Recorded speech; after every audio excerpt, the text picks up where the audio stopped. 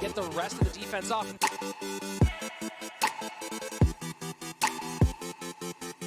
Oh my word!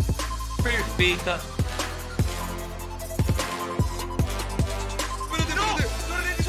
Four in a row for Team Queso.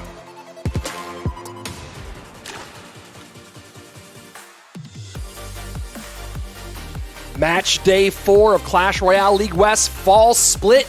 It's a Super Sunday. Our two undefeated teams try to each go 3-0, and 4 squads all look for their first victory of this fall split. Hello and welcome. I'm Rich Slayton. Joining me, as always, my friend Andrew Guy for another great day of Clash Royale League West action. We have Tribe Gaming and SK Gaming both doing double duty, and a lot of teams, including Andrew, the defending world champion, trying to get back in the winners column for the first time this season. Yeah, we've got the top people in the top 5 going against the bottom 5, if you will, in respect to their standings. But it is going to be a very interesting day for Team Liquid. They're going to be facing off against their old teammate in Diego B on Chivas, and both squads looking, as you just said, to find that first victory. So going to be a very, very interesting battle between the two of them, and I can't wait to see how SK and Tribe play today, and of course, the younger squads going up against them. But first, excuse me, a little bit of business to take care of. Guys, you're watching us on YouTube, you're watching us on Twitch, please say that you are. Make sure you're subscribed on YouTube, following on Twitch, and that both of the notifications are turned on. Just turn them both on. That way you'll make sure not to ever miss anything that we're doing ever. Also, speaking of things you don't want to miss, we have a massive, massive thing coming up. It's called Break Time Battles. What is that? Well, go over to Stats Royale and check out the CRL West 2020 tab today after we're done broadcasting to figure out how you, that's right, you can be on this CRL broadcast playing against a CRL Pro. First pro up, the God RF. That's right. You could play against the God RF here live on a CRL broadcast if you go and join Break Time Battle. So go check that out on Stats Royale today after our broadcast. Top 50 get a leaderboard, top 5 get a little bit of swag, but number 1 gets to hang out with us on broadcast against a pro. That being said, we can't quite draft you yet for Fantasy Royale. Maybe that'll be in 2021. Fantasy Royale, oh my gosh. I have been killing it, dude. I've got 24 crowns. 24 crowns. I am so close to that 250,000 gold, that 100 gems. I'm tied for 4th right now. I'm just beside myself. I'm beside myself. I've never done so well. Yeah, as you can see, he's talking about it a whole lot. He won't stop because he's murdering this season. So you know what I'm going to say is, guys, you have to set your lineups each week. Forget to set your lineups so I can do a little bit better this season and have my shot at that top 10. Fantasy Royale, of course, keep an eye on those teams like today, SK Gaming and Tribe Gaming, both doing double duty. That happens every single weekend to 2 teams, guys. Hint, hint, nudge, nudge. So set your lineups for that one. And Andrew, talking about that double duty, it really feels like Tribe and SK both had their harder matchups yesterday in terms of their doubleheader. Yeah, I mean, you know, Tribe has kind of done what we expect. Yesterday it was against SSG, though, so it was very, very impressive for them to come out the way that they did. SK Gaming looks like they are back where they want to be. SK Gaming back on top, 2v2 performing very, very well, but most importantly, Javi Catorce is being able to lock things down if necessary in that 3rd and final set. So kind of recap what you were talking about, Rich. Yesterday we saw Tribe and SK remain perfect over SSG and Team Queso respectively, and of course Dignitas ends up evening their record with Cream, both at 1-1 now. Today, Rich, we got some great matches.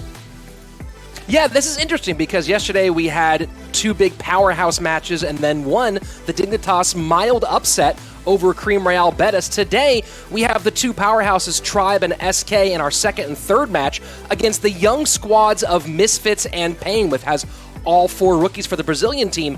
The interesting wild card here of the day, I think, is Team Liquid against Chivas Esports. Team Liquid on paper should beat Chivas Esports top to bottom, but it's a big question of where they are in form and how motivated is Diego B to lead his squad to a victory over his former team. Yeah, you know, both of these squads are really going to come out strong in the 2v2, but the biggest thing is, of course, Canario and Diego B and Razor all being switched around, right? So Diego B used to be over on Liquid in their 2v2, but now it's Razor and Canario. And I was talking to Razor this last week, and he was saying they are much more of a shared unit. There's no captain. It's very even between who decides what decisions are being made.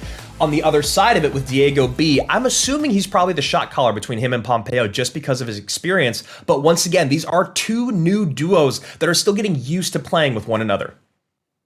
I think 2v2 in general defines the matchups of the day, right? We're going to do some picks here in just a moment. Tribe, I think, again, because of the caliber of their 2v2 and overall lineup, it seems a big advantage for Tribe Gaming. I'm picking them in their matchup today. Same thing for SK in our final against Pain. I just think that there's a different level of caliber and experience. So my 3 picks today, it's going to be Team Liquid, Tribe Gaming, and SK Gaming. I'm going out on a real limb here with my picks today, Andrew. I think all of us casters had basically the exact same picks. I saw that Sweet posted on Twitter that he has a match against a very tall team today, which I thought was very entertaining. I'm with you. I'm always down to see some upsets. I love rooting for an underdog team today, but I don't know if it's going to happen. I just think everyone's looking really, really strong. Like you said, the wild card for me is Chivas versus Team Liquid. I think that is more of a coin toss, but again, on paper, it does feel like it's Team Liquid. So let's check out our match 1 for the day.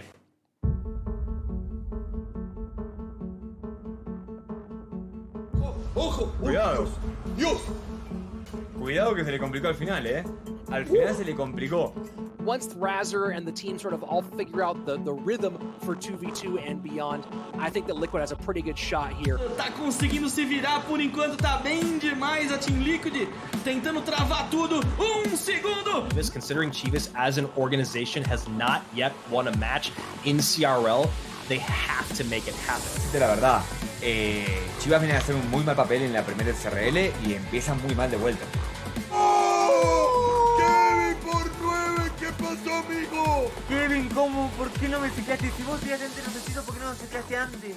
Chivas e Team Liquid, jogo muito emocionante. Os dois aí. ¡Mi Dios! ¿Qué estás haciendo, mi niño? ¡Opa, papá!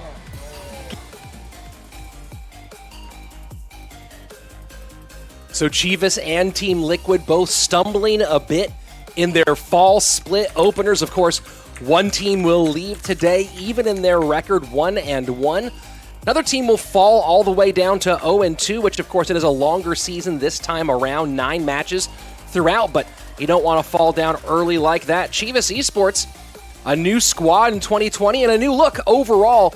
Adrian, Piedra, Diego B, formerly of Team Liquid, that'll be a big thing to watch today. The rookie, Kevin R.A, the Red Bull MEO Mexico champion for Season 2. And of course, the ladder balloon god Pompeo, rounding out the roster for Chivas Esports. Yeah, Chivas Esports really looking to pick up a set win today. Same with Liquid coming out today. Their new member, Razor, but we are very, very familiar with that young man. Igor, Canario, and Surgical Goblin will be rounding out Team Liquid. Both of these squads being swept in King of the Hill. A bit of a surprise. Kevin R.A, Adrian, and Diego went down for Chivas, and of course, Surgical Goblin, Igor, and Razor all fell to Saint Belican, or I guess just Belican now. I just love calling him Saint Belican. So both of these squads needing to bounce back in their second set, but as you said, this 2v2 is going to be really, really important. I think it's honestly more important for Razor and Canario to show that they are really firing on the same cylinders.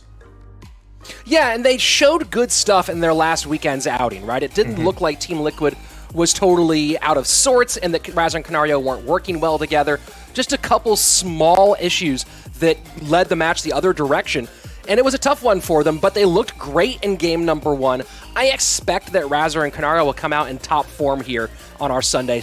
Yeah, I agree. He didn't seem too rattled by how their performance was last weekend. So here we go. Canario and Razor for Team Liquid banning Freeze. Diego B and Pompeo banning Freeze as well. Not really a big surprise there, as we've seen Freeze used a lot over the last few match days. Basically because of how dominant Graveyard and Balloon have been in, well, 2v2 and in 1v1. Well, we've also not just seen Graveyard Freeze being so popular or Balloon Freeze being played a bit. It's now this Graveyard Balloon Freeze combination. We saw that yesterday with Three Musketeers. I believe Ponos was playing it in CRL East, doing Balloon in one hand, Graveyard in the other, playing with one Freeze. So, of course, Ponos 9-1 over in the East right now. It's a dominant archetype overall, and you understand why they're banning here. Let's go ahead and jump into game number 1. Team Liquid's Canario and Razor, top of your screen. Chivas Esports, Pompeo, and Diego B at the bottom. Well, it becomes this really beautiful synergy, Rich, of being able to get your balloon to tank for your skellies or vice versa, and then freeze and reset. So it becomes really, really difficult to deal with. And of course, there's going to be a tank up on that front end to tank for your balloon and for the skeletons from the graveyard. So I get why it's such a beautiful, beautiful new archetype here in 2v2. And as he said, go and watch Ponos. They seem to be doing pretty well for themselves. Mega Knight in graveyard early. Lots of pressure in this MK graveyard mortar deck already from Canario and Razor, wasting no time in the opening. Yeah, a lot of pressure early on, a little bit of damage, and a pretty big counter push coming in. So I wouldn't be surprised if Diego and Pompeo go on the offensive here as well. Razor, the number 3 winningest player in 2v2 for the West, 55 total wins in his 2v2 career. His partner, Canario, 6th on that list at 39, and right behind him in 7th place with 33 total wins, their opponent, Diego B. So just real light there, resetting. Elixir in favor of Chivas by just a couple.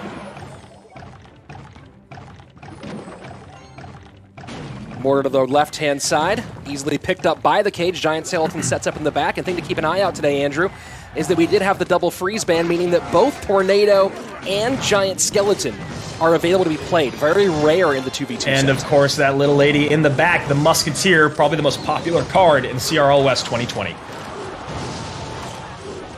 Might be the most popular card Period. in any of Clash Royale at all. That's very fair. She basically is Clash Royale. Ooh, that is a bad Tornado. I mean, maybe help clean up the skeletons a little bit, but you're not going to get the King Tower activation there. Looking at the Goblin Brawler already having aggro from the tower and having such low HP. So a bit of a mental slip up there from Team Liquid. And you see they try to go for the cannon cart, and they do get it across the tank for a minute, so that is helpful. But the poison easily stops the graveyard. It looks like Pompeo and Diego B, barring any significant mistakes, are going to take game number 1 here. It would be very surprising to see Canario and Razor steal this one in the final third. Yeah, you know, the Mortar's an odd card to have in this deck. I kind of understand the idea to create a little bit of offense. You got a building to pull units to. It's going to help with the balloon. It's going to help with the riders if you may be facing up against them. But honestly, I feel like a stronger defensive building in 2v2 is more necessary. Yeah, it's an interesting choice, and you kind of see what they're going for with that deck that I believe Razor is playing. It's based off of a very popular Cannon Cart Mortar Graveyard deck at the moment, but there's some decks and archetypes that just work well in 1v1 head-to-head play that don't quite translate to 2v2, and I could be wrong, but at least in this moment, it feels like one. So Pompeo and Diego B getting that win there against Team Liquid here in this first game of 2v2, and also adding a nice couple of crowns for each of them for Fantasy Royale, stealing that second tower in the final seconds. So this becomes a question of where actually is the mentality of Team Liquid. Yes, you can drop the first match, maybe you're getting used to playing with each other, maybe you got a little bit of nerves, but now today you see a pretty dominant victory from Chivas' Pompeo and Diego over Razor and Canario, and Razor doesn't look quite as at ease with this loss as he did last week. Yeah, let's go take a look at that moment, and you see the Giant Skeleton across Baby Dragon and the Brawler, a lot going on tanking, and the Hunter disappears. Princess Tower, here we go, second graveyard in, and now as that first graveyard goes down, Baby Dragon gets in and tanks, and there's just no elixir. Look at how thirsty Canario and Razor are in that moment. Great choice to punish there with the second graveyard. Yeah, I mean, we started that entire replay with them at even elixir, but a lot more on the board for Chivas, and it really didn't ever change. And then that Tornado really added to that deficit that they were not in a good place. And then that Tornado coming in, not getting the King Tower activation to help with the skeletons, and that wasted 3 elixir on the Brawler. Really felt like that was kind of the moment that Team Liquid gave up that game. So maybe it was just an early mental mistake. Maybe it was just not the best starting hand, so they didn't really have a lot of great responses. Maybe they can bounce back now. But Diego B and Pompeo looking really great in game number 1. Yeah, they seem like they're communicating well, and there is some of the benefit of being side-by-side in a team house. Some of these squads, including Chivas Esports, are all bunking up together for this competition. And while it doesn't necessarily drive everything, we have seen, even amongst top-tier duos, a.k.a. yesterday, the value of being able to be next to each other versus being separated by whether it be miles or language barriers. Yeah, that is actually very, very true, and that's one of the reasons why the teams have been working so hard to get their team houses together, or at least to get their duos in the same space so that they can communicate when it matters most. So going into game number 2, Team Liquid, Razor and Canario down 1. An odd deck choice in game number 1, but obviously they were never able to put it together the way that they had drawn it up in practice. I don't think they go right back to it, but I also wouldn't be shocked if they did, because they really weren't able to show what they wanted out of it. And I think it was the early misplay in defense that really sunk their ship. It wasn't about just the deck choice. I feel like going back to it is maybe a bit of an error here. I understand why they would do it, but we already saw that work really, really poorly yesterday. Yeah. And it's one of those things where I think it's becoming a little bit predictable overall in CRL, especially in 2v2, when a creative deck choice doesn't work, trying to run it again because you think you can fix the problem. I wouldn't go there if I was them, but of course, it's way above my pay grade in terms of competitive play. All right, let's see if Team Liquid can fix the problem that they had in game number 1 here with, looks like already a lot faster. Yeah, bats, skeletons. You know, you don't see as much of bats. Bats were pretty much everywhere before the recent nerf.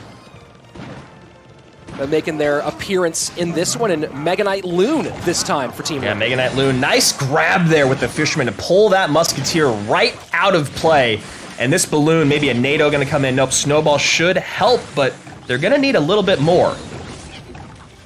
Yeah, that was quite a lot of expenditure on defense there. Maybe it was a cycle issue, but you see they're going to come out of this pretty far behind on Elixir, Yeah. and you're going to see pressure come in on the left-hand side from Canario and And that's Razor. definitely the correct thing to do from Canario and Razor there. They got the Miner in, Bats behind, Balloon up front. That's a lot of DPS on the front end. Balloon, Oh, boy. One NATO goes wrong for Liquid in game 1. NATO goes wrong for Chivas here in game number 2, and you see the frustration on Diego B's face, knowing that they had that defense on lock. Yeah, he just a little bit of a misplay there. He knows, you can see a little bit of frustration from Diego, so we'll see how they try to correct as we pass the midway point of regulation time. It is Team Liquid very far ahead right now, 12:48 on that bottom left-hand tower. Barely touched is the top right-hand side for Liquid. And you can see Razor there speaking to his teammate on the wall. It appears he's got Canario drawn up next to him. Bomb tower a little low here. Set up on defense, and the EQ in early. Royal Giant right behind. And they're not going to catch this Fisherman, so a nice Fisherman pull here by Liquid. Yeah, really nice Fisherman pull. No damage from the RG. Mega Knight gets a leap, and we've got another counter push coming in. And Miner goes to the number 1 spot, tanking and distracting the balloon, but that leaves the Ice Wiz. Look at this push. Activated King Tower, and oh yeah. And look at that lightning. Yeah, we talked about it yesterday. Lightning going to be screaming its head, rearing its head back into the 2v2 meta, we believe, based off of how strong Musketeer has been in the meta. And that tower damage, plus the Musketeer off the board, is an excellent use of 6 Elixir and double and triple. Yeah, there are just so many popular cards right now that you can get off the board with Lightning, and Muskie being maybe the most impactful of those. And so here we go. Another attempt. This question, though, not going to be answered by the Fisherman. Too much down. Do they distract the Fisherman one more time? The Giant Skeleton does it, and that Royal Giant doing a ton of damage. And it gets pulled coast to coast, so it does go to the opposite tower, but as you said, damage already done, and Pompeo and Diego still on the offense here, just piling things on at the river. That was actually maybe a little bit nice for Chivas, because now they do have the option to go the opposite lane. Of course, that damage would have been great. They had the Elixir. I'm a bit surprised they didn't go to block the Fisherman and keep that RG on the left tower. 304 on the bottom left, 232 in, just waiting to get back around to any large spell. Lightning would be perfect, but what's that 16th card? Oh, this is going to be brutal. close. I don't know if they have a way to stop this Royal Giant. Where's Andrew. the Elixir for the spell? It comes in! Ooh. Ooh, and that was a very, very necessary win for Team Liquid. Going 0-2 today would have been devastating for their confidence. Would have been absolutely brutal. And, you know, it's one of those moments where Chivas has to be kicking themselves, because you have the missed balloon pull with the NATO, which was absolutely huge. Yeah. And you see the difference in damage here at the end. That was Chivas' game to win. Then you add on top of it that Pompeo and Diego were both sitting at about 5 or 6 Elixir when that Fishermen pulled the Royal Giant to the opposite tower. They drop any ground troop there to block that, and they probably have the win. And that does feel like a missed opportunity a couple times here with the Fishermen being played up high by Team Liquid numerous times. It really feels like you got to start looking for that Fisherman. We see regularly and consistently in 1v1 and 2v2, the person that wins the battle of the Fisherman will usually have a slight edge going into that cross-bridge battle. So this is that last final bit of damage coming in, and that Royal Giant is just hanging out, man. Tons and tons of damage. But just barely you see that elixir tick to 6 and the lightning come in to save them by the skin of their teeth. Yeah, good pressure. And it's, again, that was a game of missed opportunities for Chivas. I think Team Liquid really got away with one there. They did a good job of hanging in and putting good pushes together later in that game.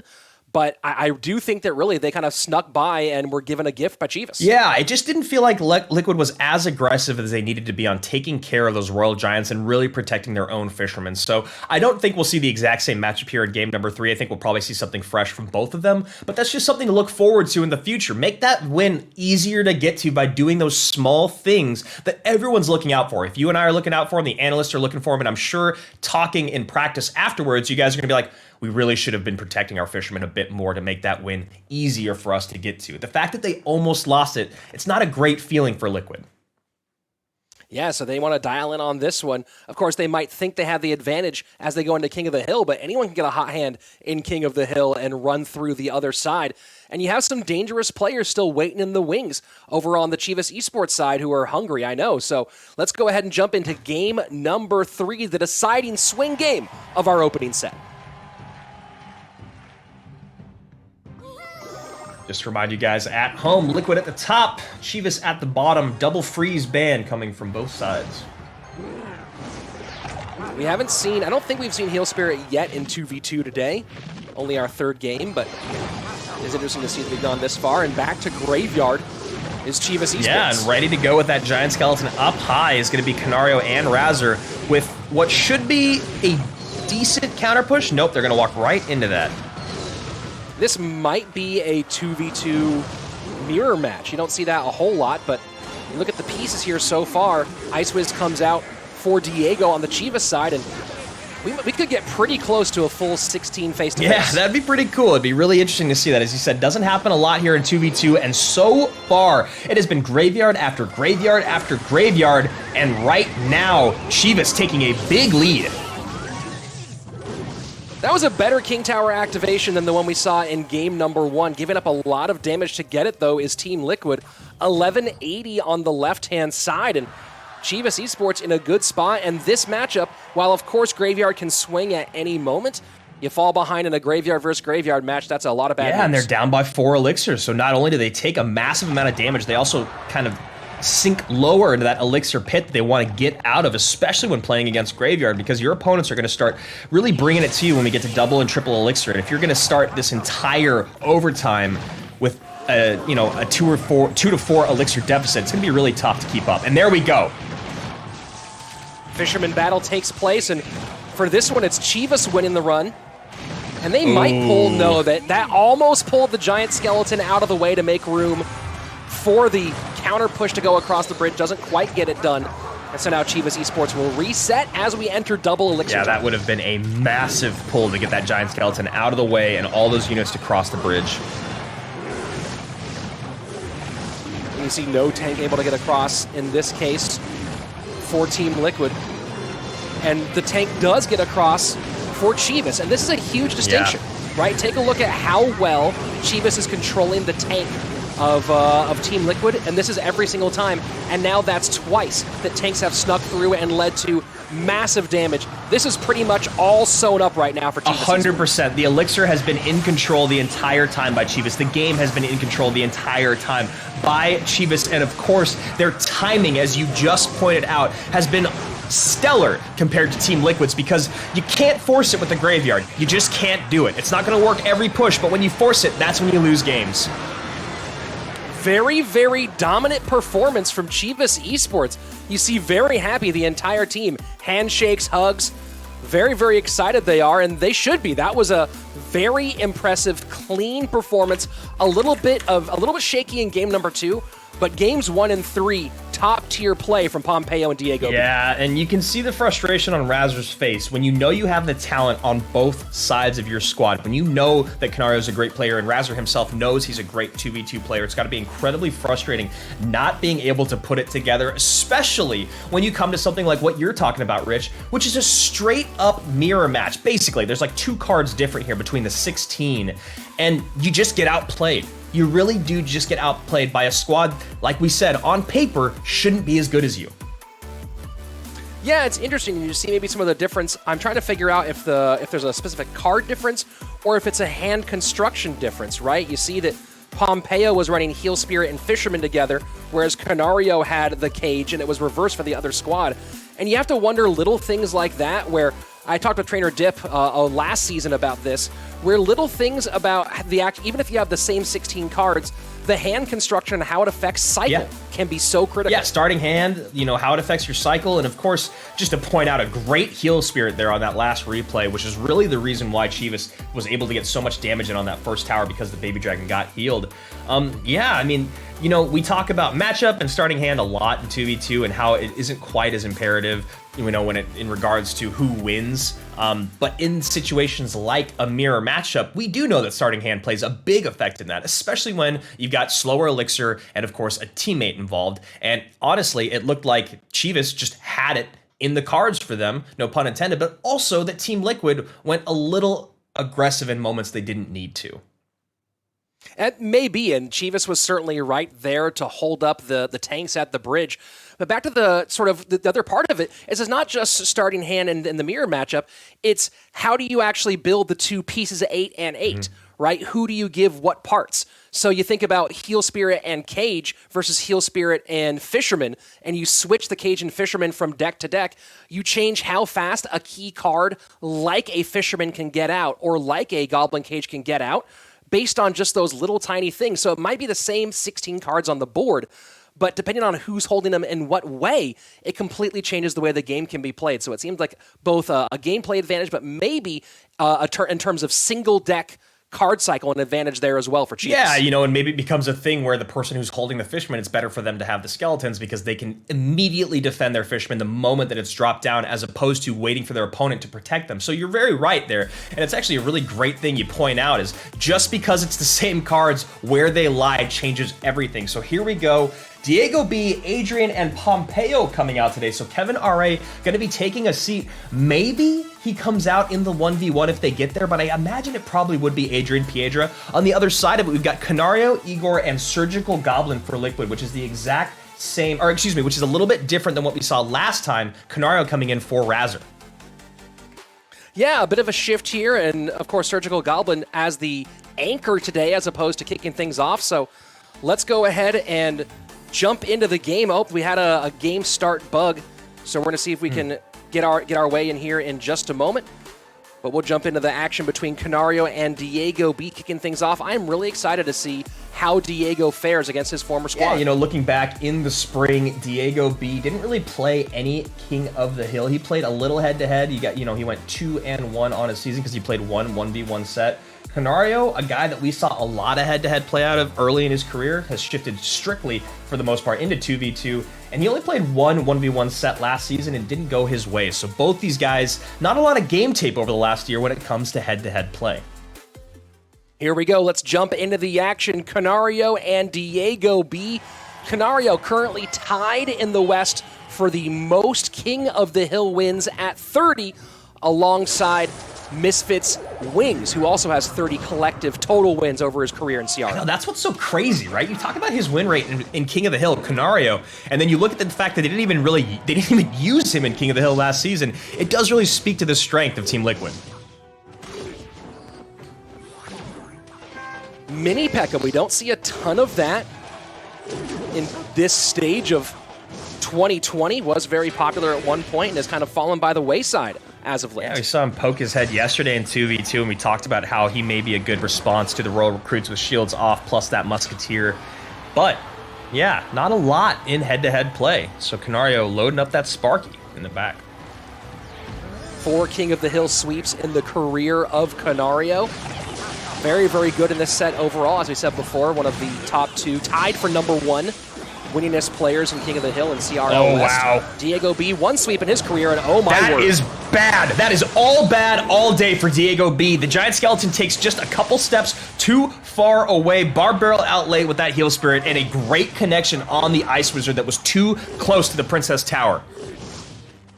Very interesting to see Canario going Goblin Giant Sparky Rage with the Fisherman mixed in. This is a little bit variation of the more popular version of Goblin Giant Sparky Rage. That is, if you play in those 1,000-player, hour-long tournaments, this is, of course, one of the most popular archetypes, a great way to get a lot of high crown wins very quickly in that hour. Curious to see it here in this moment. Really nice pickup there with the mini P.E.K.K.A. Maybe a zap comes in to prevent any damage. No, does get a balloon drop, but a counter push is ensuing for Canario. And that takes things pretty much even. Diego B with a slight lead, but looks like Canario maybe trying to use the opportunity to get some damage in the opposite direction. We'll wonder if he might regret that as time goes on. A perfect NATO there from Diego B to pull that Heal Spirit right in as the bomb dropped from the bomb tower to prevent any healing. And now a really nice recognition of Cycle from Canario, but I don't think it's going to pay off. No, he won't get the shot here. Good minor out of Diego B. This balloon will get death damage, but not actually drop, and there you go, 14-16 on the left-hand side. So Diego B will extend his lead as we go into the final 20 seconds before sudden death overtime.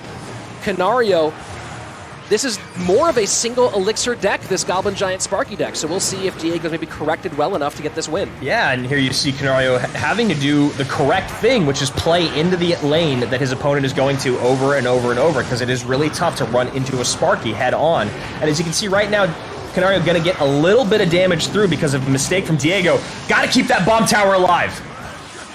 Yeah, and that's very good for Diego that the Sparky went to the bomb tower, and nice NATO with the Ice Wiz to control that. That could have been piles and piles worse, but it does leave the Chivas player significantly behind on Elixir. And Canario does the correct thing there on the right side of the map. No one ever likes to let a Giant Skeleton go all the way through to tower, but he had to in that instance to prevent losing his left. So really, really nice decision-making there from Canario. Yeah, we want to go back and take a look at that moment because it was a key shift and a great defense there from Diego. Canario putting pressure on here.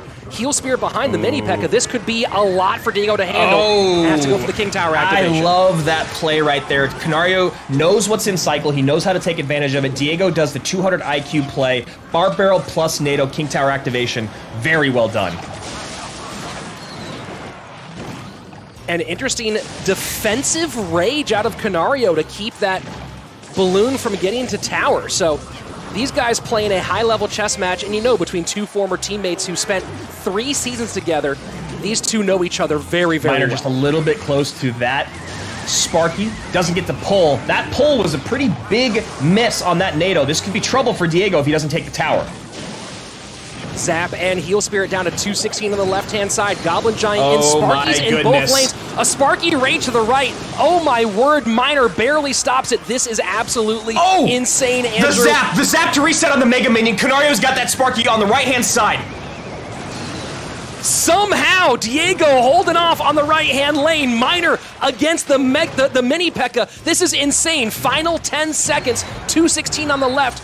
Canario does not have any direct tower damage. I think that's going to be the win for Diego B in what is clearly so far the game of the week. That was so impressive from both of these guys. That was incredible heads-up play. The pressure that Canario put on at the end of that game when he recognized Diego had messed up the defense on the left-hand side and wasted Elixir. Canario goes naked Sparky at the river with a Rage and a Mega Minion and almost steals it from Diego B on the right-hand side. My goodness. I mean, that was incredible. That was absolutely insane. So much fun to watch.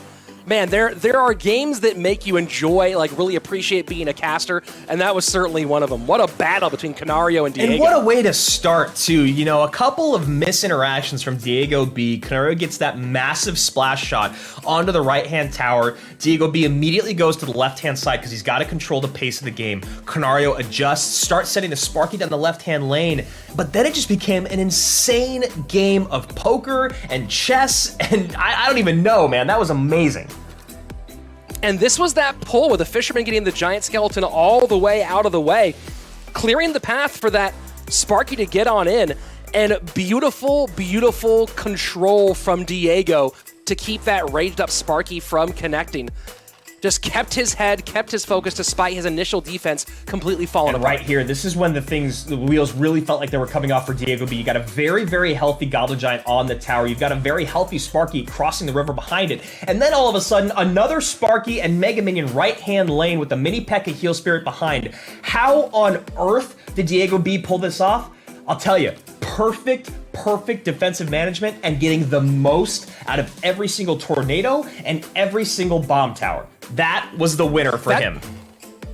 That's one of those situations, Andrew, where you're playing a half of the board game. Yeah. Diego B was not even looking at the offensive side of the board for that entire run with the two Sparkies. He was purely zeroed in on what am I doing on defense, not even thinking about what could or could not happen on offense. That was a half board game. Diego dialed in, played it perfectly, and got a huge win to open up King. Yeah, because you know how it is when you're playing against a Sparky. You misplace any one unit next to another, and that splash damage just absorbs, inhales your elixir, and then Canario, being a god like he is, putting up the dual lane pressure, which is the scariest thing when you're playing against that deck. I just can't give enough credit to Diego's B management of his own elixir and making the correct decisions, knowing when to NATO so that the bomb that's already halfway through the sky lands on more units. Just so many great decisions made. So Igor will be up next for Team Liquid. Let's jump on in. The fall split debut of the very, very talented Russian here against his former teammate. And a quick note, it's only 4 King of the Hill games in, but Team Liquid has yet to find a King of the Hill win in this fall season.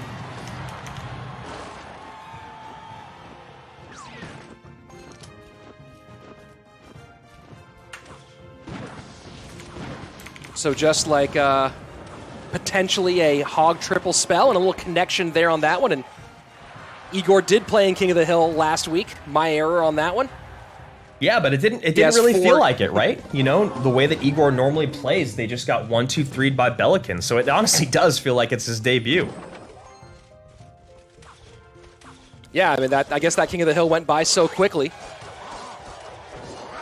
So Diego looking like he's going hog triple spell here. And the pigs come in for Igor on the right-hand side. Nice snowball there. Although that Musketeer, distracted by the Royal Recruit, going to get a little damage in from the Hogs. Going with the Goblins here as opposed to the Skeletons, which are the more popular spell in this deck. I'm wondering if Diego was expecting the possibility of being against Graveyard. Yeah, I mean, and the other thing about it is that now you got a card that costs the exact same elixir that's going to get spelled off just as easily. So it would have been really nice for Diego B to have the Skellies to improve his cycle, considering that Igor is going to have that log.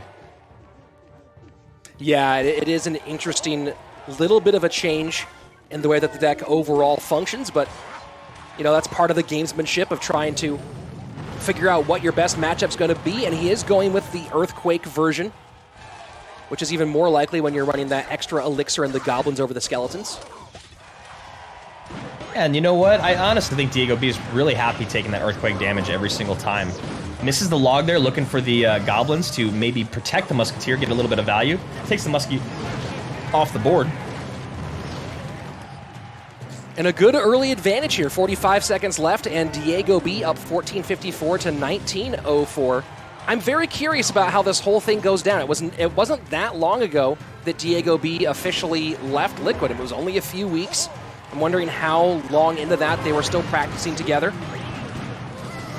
Obviously, hundreds of hours logged between Diego and Sturgeon Canario, and probably a significant amount with Igor as well, despite him not being around for the 2019 season. Ooh, nice log there from Igor, looking for the Goblins to protect against the Inferno Dragon getting on tower, but an even nicer adjustment there from Diego, playing the second option, not the first option. I think everyone went to the Goblins first, but the more expensive, less predictable option. Log gets the shields off on the left-hand side. Here we go, 1:55 left. Bomb tower in to pull the Hogs together.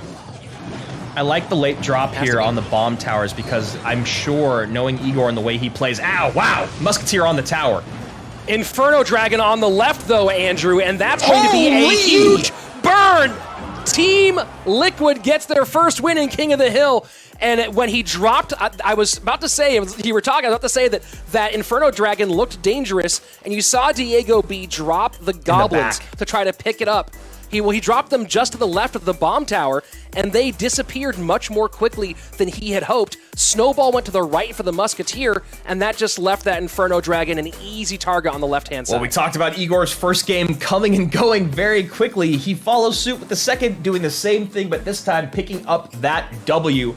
Man, the Inferno Dragon, such a easily manageable card, but also, like a P.E.K.K.A., when you mess up that management, it is game over. And having a sizzling Inferno on your tower with 0 responses, no snowball and cycle, nothing cheap on the ground to get in the way, whew, that's it, man. Yeah, I mean, let's just watch this whole thing come together. So you see he's going to cycle Goblins in the back here early and get all the way back around to, I believe he gets the Goblins one more time. Yeah. Right, he's going to get the bomb tower down here. And that Musketeer is pesky on the right, and he's worried about it. And he's rightfully worried about it.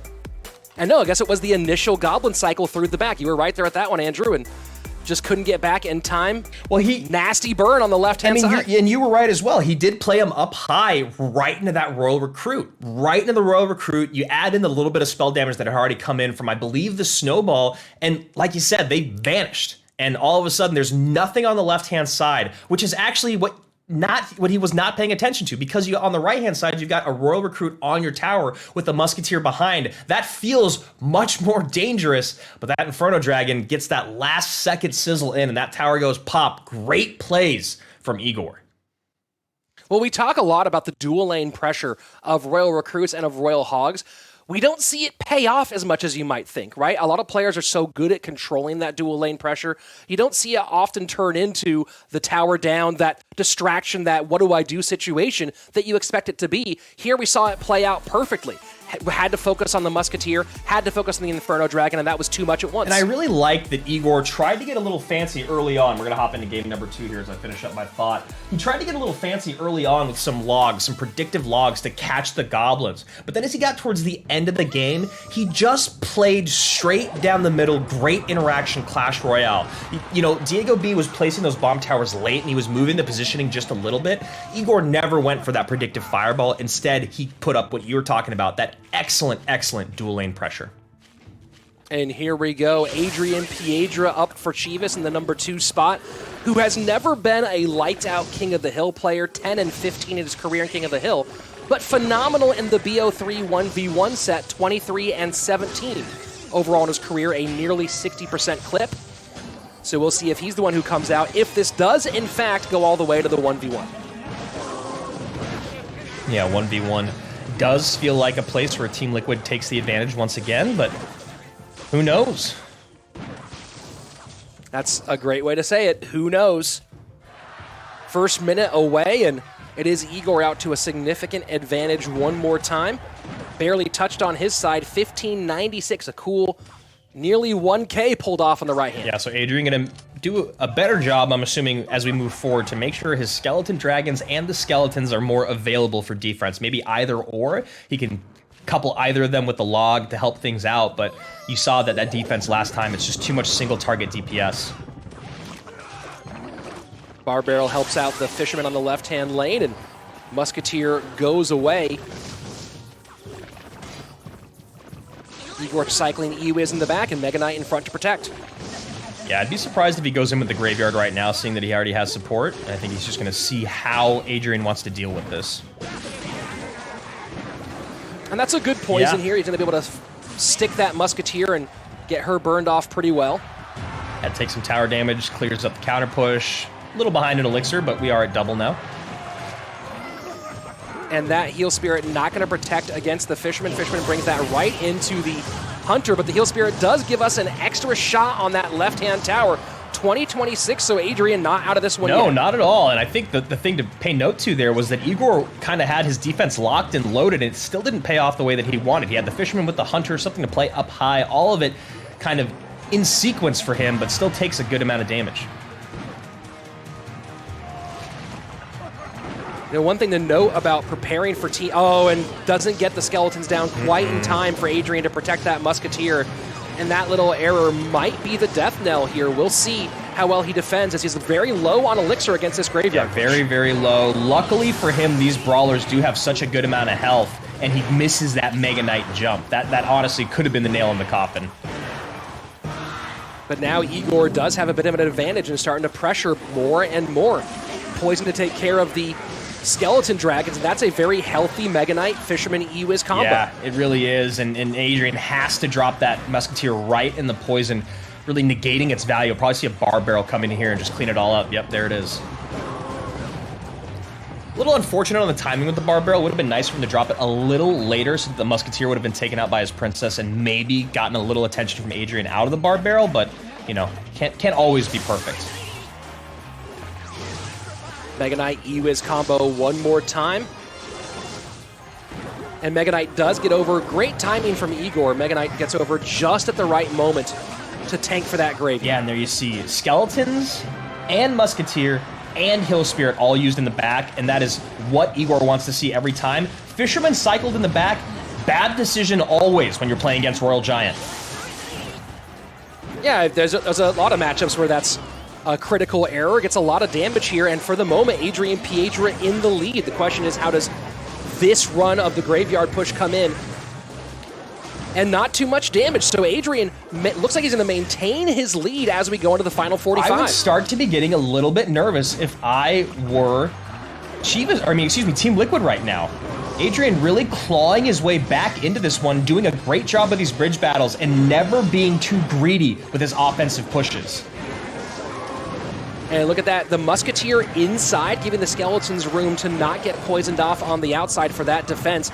This is a healthy Royal Giant, and no pickup here again on the Fisherman, but the Musketeer connects on the left. Log in and bounce that Hunter back. Muskie connects. That is massive, massive for Adrian.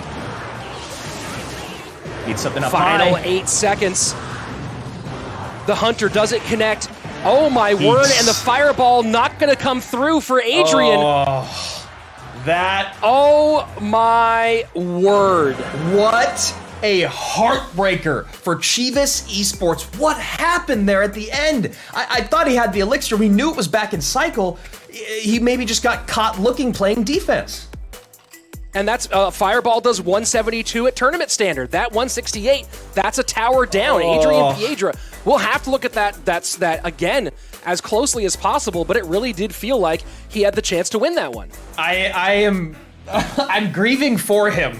That was so tough. He played that so well. He had such great moments in Igor. His Mega Knight was all over the map. I love the placement with the Mega Knights hopping over the river regularly to get in range of that graveyard. He did such a good job of always having a tank for that graveyard, but his opponent really stayed in it. He really stuck with it. It was just like he was a step behind on so many of those Fisherman pickups. Yeah, I cannot wait to go ahead and take a look at that final replay one more time. Really, really interesting. I want to see if there was something going on why he didn't play the Fireball. So here we are. This is early on. This is with about a minute left, and you see Adrian Piedra takes a pretty solid lead here with that Fisherman pulling the RG. And a Fireball comes in to clear up some space, get a little bit of tower damage in, help the utility out. A great log here. Musketeer was already going to lock on, but let's take a really close look at Elixir. We're at 3 again, 2 again, 4. Musketeer high. Plays the log, and there you go. There's time for the Fireball, but he has to play the cage on defense to stop the E-Wiz. And I'm wondering what his cycle was in that moment, if he could have played the Fireball and dropped anything, even a Heal Spirit or some other smaller troop to drop that E-Wiz. And Andrea, I don't know what their cycle was there at the end, and that's a key factor, of course. But I think the key issue here, the real thing that lost Adrian Piedra, was 2 missed pickups on the Fisherman pulls. Yeah. 2 times the Royal Giant getting pulled to the opposite lane away from that left-hand tower. That was absolutely huge. And, if you want to even go another step into that, what was something that Adrian did every time on those missed pulls? He still played his Skeletons. Let's go back and look at that 1 elixir, 2 elixir, 3 elixir, 4 elixir throughout an entire 5 minutes. Guess what he needed at the end? He needed one more elixir. He really needed one more elixir to play defense a little more adequately and get that fireball out. So mistakes beget mistakes, cascading mistakes we've talked about for years now, and that is one of the best examples of a one elixir mistake made a few times throughout the match that will really come back and hurt you in that final few seconds. And now we're headed on to our potentially final match, game number 4. Igor possibly going to go for a clean King of the Hill sweep here today, which of course, that would not be shocking if we saw Igor go ahead and pull one of those out. No, never is. Absolutely, there's nothing that this young man can do that is a shocker to me anymore, because I feel like he could take anyone out in the game. So here we go, Pompeo up in a key spot here. They do not want this to go to that third and final set, especially after such a great performance in the 2v2 overall. Pompeo, though, in a tough spot here. King of the Hill record 8-7. Currently positive this could be the one that makes him 50-50 with a loss. I gotta admit, I love seeing Igor play quick cycle, and I love seeing him play minor, so I'm excited to see what deck he's gonna rock here. Pompeo, really nice cleanup there with the Heal Spirit to get a positive elixir trade, and he finds himself a little bit in the positive in regards to elixir. And this is one of the variety of mortar decks that he can play and loves playing. Minor Mortar Valk. Yeah, and was a little bit more popular a couple of months ago. Yeah, perfect fireball in there to prevent the damage coming in on tower. This archetype can have goblins instead of skeletons, and it can have poison instead of fireball. But gotta be happy with the fireball, I think, here against the balloon, just for that little extra knockback. 100%. And that's probably why it's in there, realistically. Pompeo splitting the 6-man 3 and 3 to the left and right. I was just going to say the other part of it, though, is that now he doesn't have the poison for the 6-man. However, he does have really nice responses that are cheap in the bats that will make his opponent spend more if he wants to keep his recruits alive. And, of course, that Valkyrie for splash damage. Pompeo playing the currently most popular deck in CRL West. 7 plays so far, 4 wins and 3 losses for this Royal Recruits Balloon or Lumberloon deck. While it's super popular in the West, this doesn't even crack, I believe, the top 15 or top 20 most popular decks over in the East. This matchup is going to be very interesting as they get into these offensive pushes coming in from Pompeo, because there is so many responses for Igor. Because those bats are in the deck and he only has a snowball, he has to pick and choose where he wants to snowball. And Igor's never going to allow him to get numerous units with that, or like a unit and the Princess Tower. Yeah, fireball, snowball together, so a whole lot of options for knockback if necessary, and as you said, the other 3 part of that, mortar, musketeer, bats. And don't forget, if you're talking about any matchup, add in the fact that it's Igor on top of all those conversations. Exactly. It's Igor with mortar in his deck. Lumberjack picks up the miner very easily. Musketeer protected for the moment and will continue to be, so a good push being put together by one of the historically top balloon players in the game in Pompeo. Oh, and that was such nice management. The Skeleton Dragon's target on the Valkyrie, a late drop on the mortar to pull the balloon, a snowball comes in, cleans things up, and now Skeletons to make sure the Musketeer does not connect. All said and done, it looked like all came in was a Skeleton Dragon Belch. Pompeo just slightly ahead as we enter sudden death overtime, 21-29, and you see Igor cycle Miner in the back for the pickup on the right-hand side. And now you see the adjustment. Skeleton Dragons go to the weaker side because he knows Igor wants to play those bats in defense, so that makes a fireball out of cycle now, and a lot of elixir in favor of Pompeo. And a nice pickup there from Pompeo, going low with the Lumberjack, knowing that it would get Miner to the number 1 spot, but could go to the back to the number 2 spot if necessary. So good defensive awareness by the Chivas player.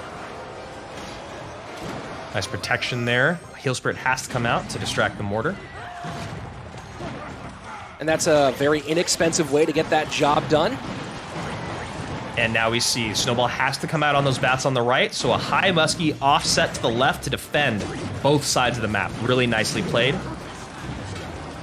And this time Miner left completely alone, and the back fisherman does have to come out, but that will get things a whole lot closer here. Heal Spirit gonna help out a bit against that balloon, but snowball work by Igor on point. Yeah, and you know what, Rich? I think the analysts for Team Liquid probably did a very, very good job of looking at the decks that have been played the most. And you talked about how that 6 Loon has been played the most here in the West. This deck is a really, really nice counter, especially when you talk about the substitutions that have been made. The cheaper cycle with the Skellies, and of course the Fireball instead of the Poison. But that death damage is going to be huge, Andrew. Igor has not gotten Miner on tower at all, and now 1635 to 2150. Igor has to get a Miner on tower. He must do it if he's going to win this one. And Fisherman pulls off. That's going to be a win, I believe, here, unless there's something crazy to happen in 5 seconds, and it's not going to be taking place. Pompeo gets the win over Igor.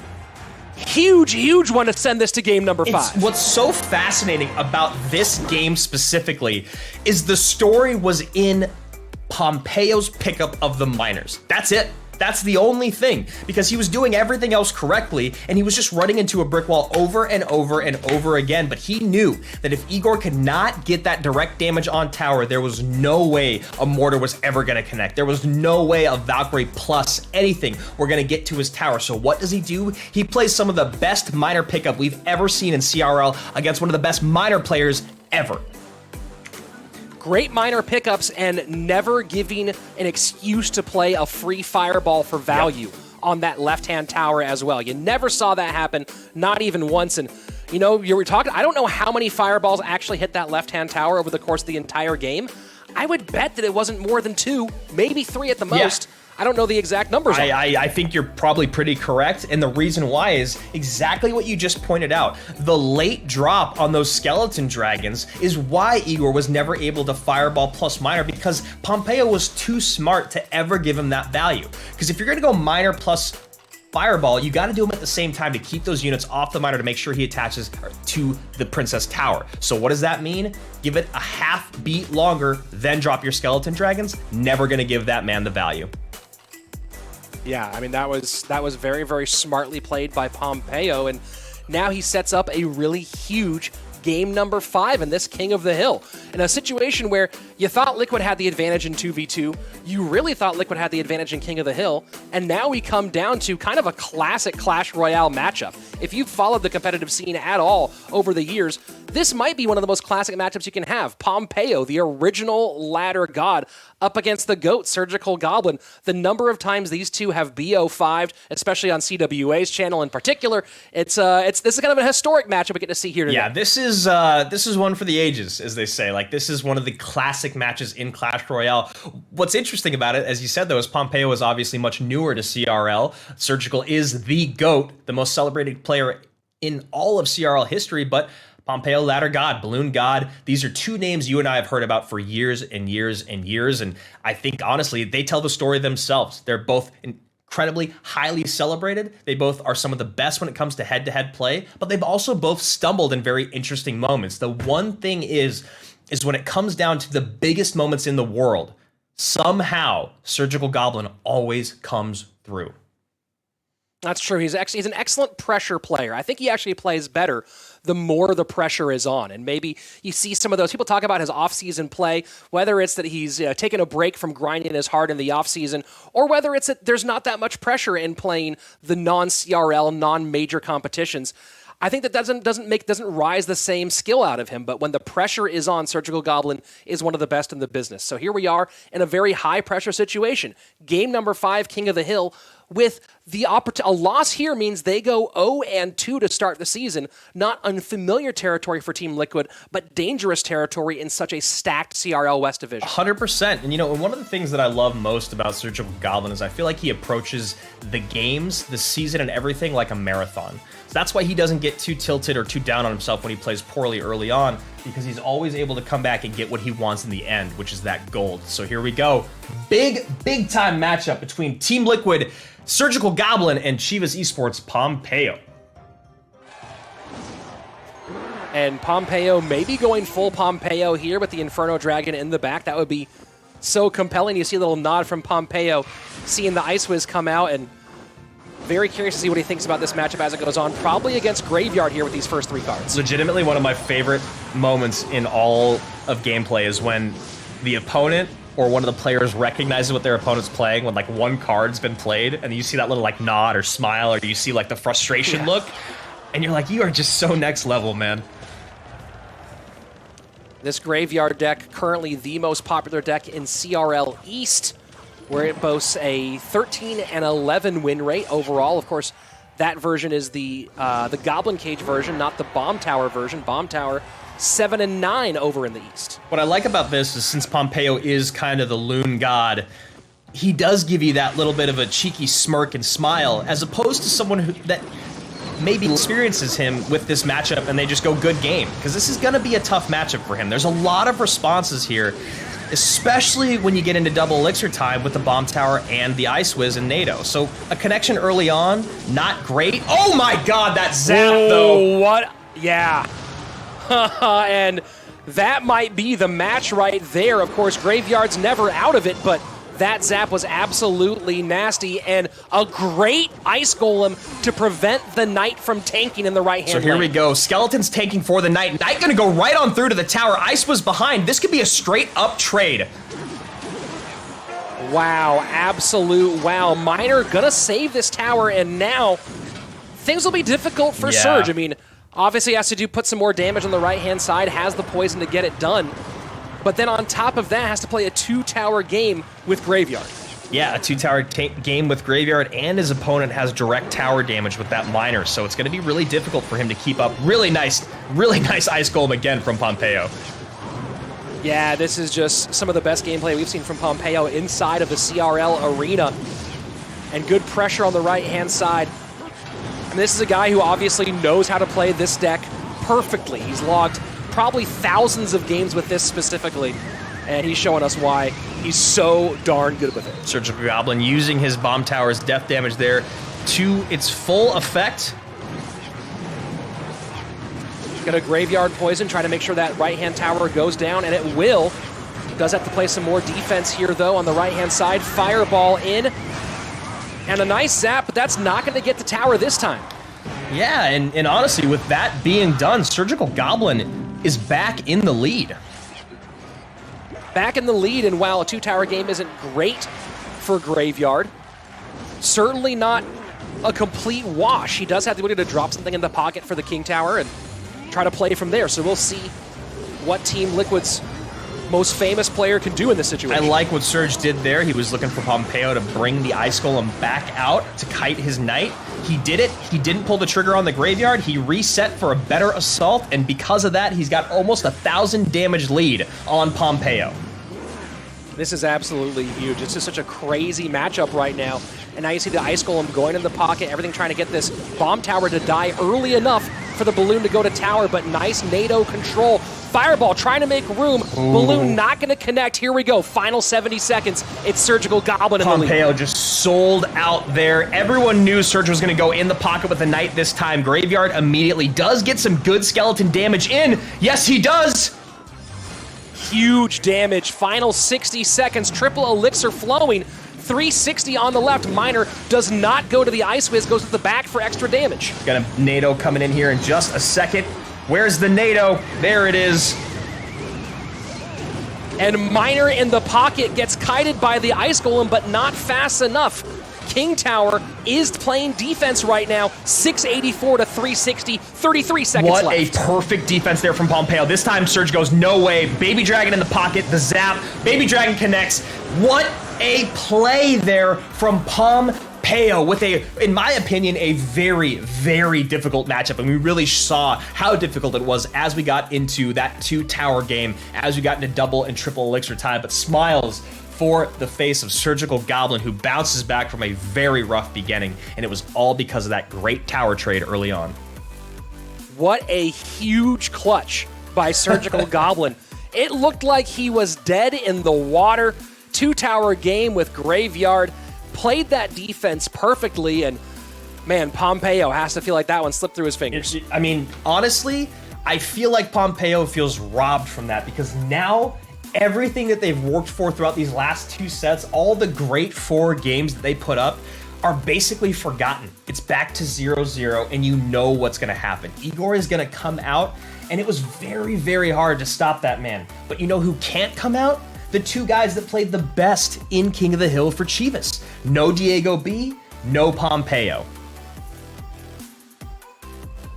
Wow, just absolute wow. And you can see the Graveyard Poison sellout here, and Pompeo doing the right thing, going, hey, you know what, I'm probably not going to be able to defend this Graveyard Poison. It'd be a lot of elixir expenditure. Let's get some damage on tower.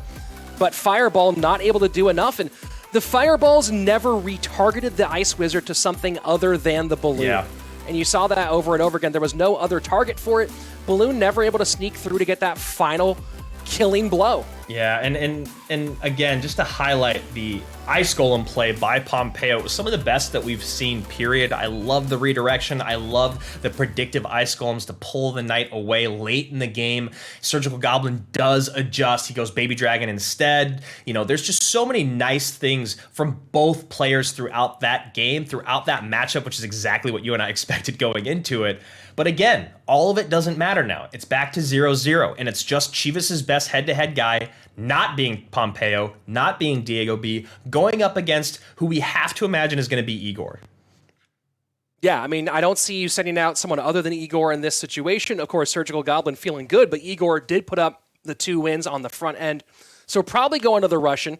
And then the question is, do you bring out the veteran Adrian Piedra, who historically is great in the 1v1 set, was a big part of why Complexity was so good in the first season of CRL North America, or do you put the rookie Kevin, who is a legitimately talented player with tons of competitive experience under the overall Chivas banner? It's so tough because Adrian's numbers are radically different from his first 2 seasons. If we talk win rate and head-to-head, it goes from 59 to 56, and you're like, okay, not bad. He's probably going to win over half the time. You step into the next 2 win rates, the last 3 seasons technically, because he didn't play any head-to-head last season, and it drops to an abysmal 20 and 25%.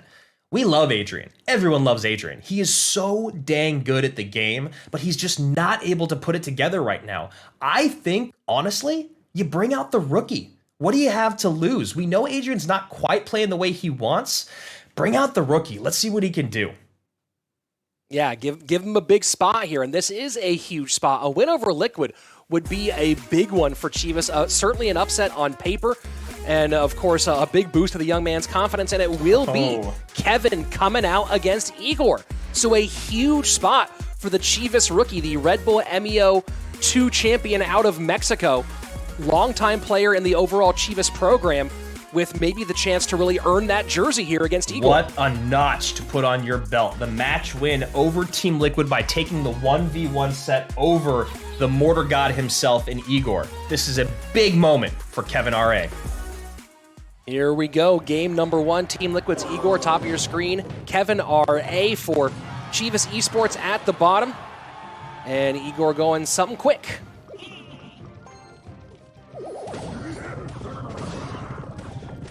And Kevin might be going to the Hog Cycle deck with Spear Goblins as opposed to Skeletons. Just really nice slow play here from both these guys to start out. Igor going to take that poison value and just continue to feel out his opponent.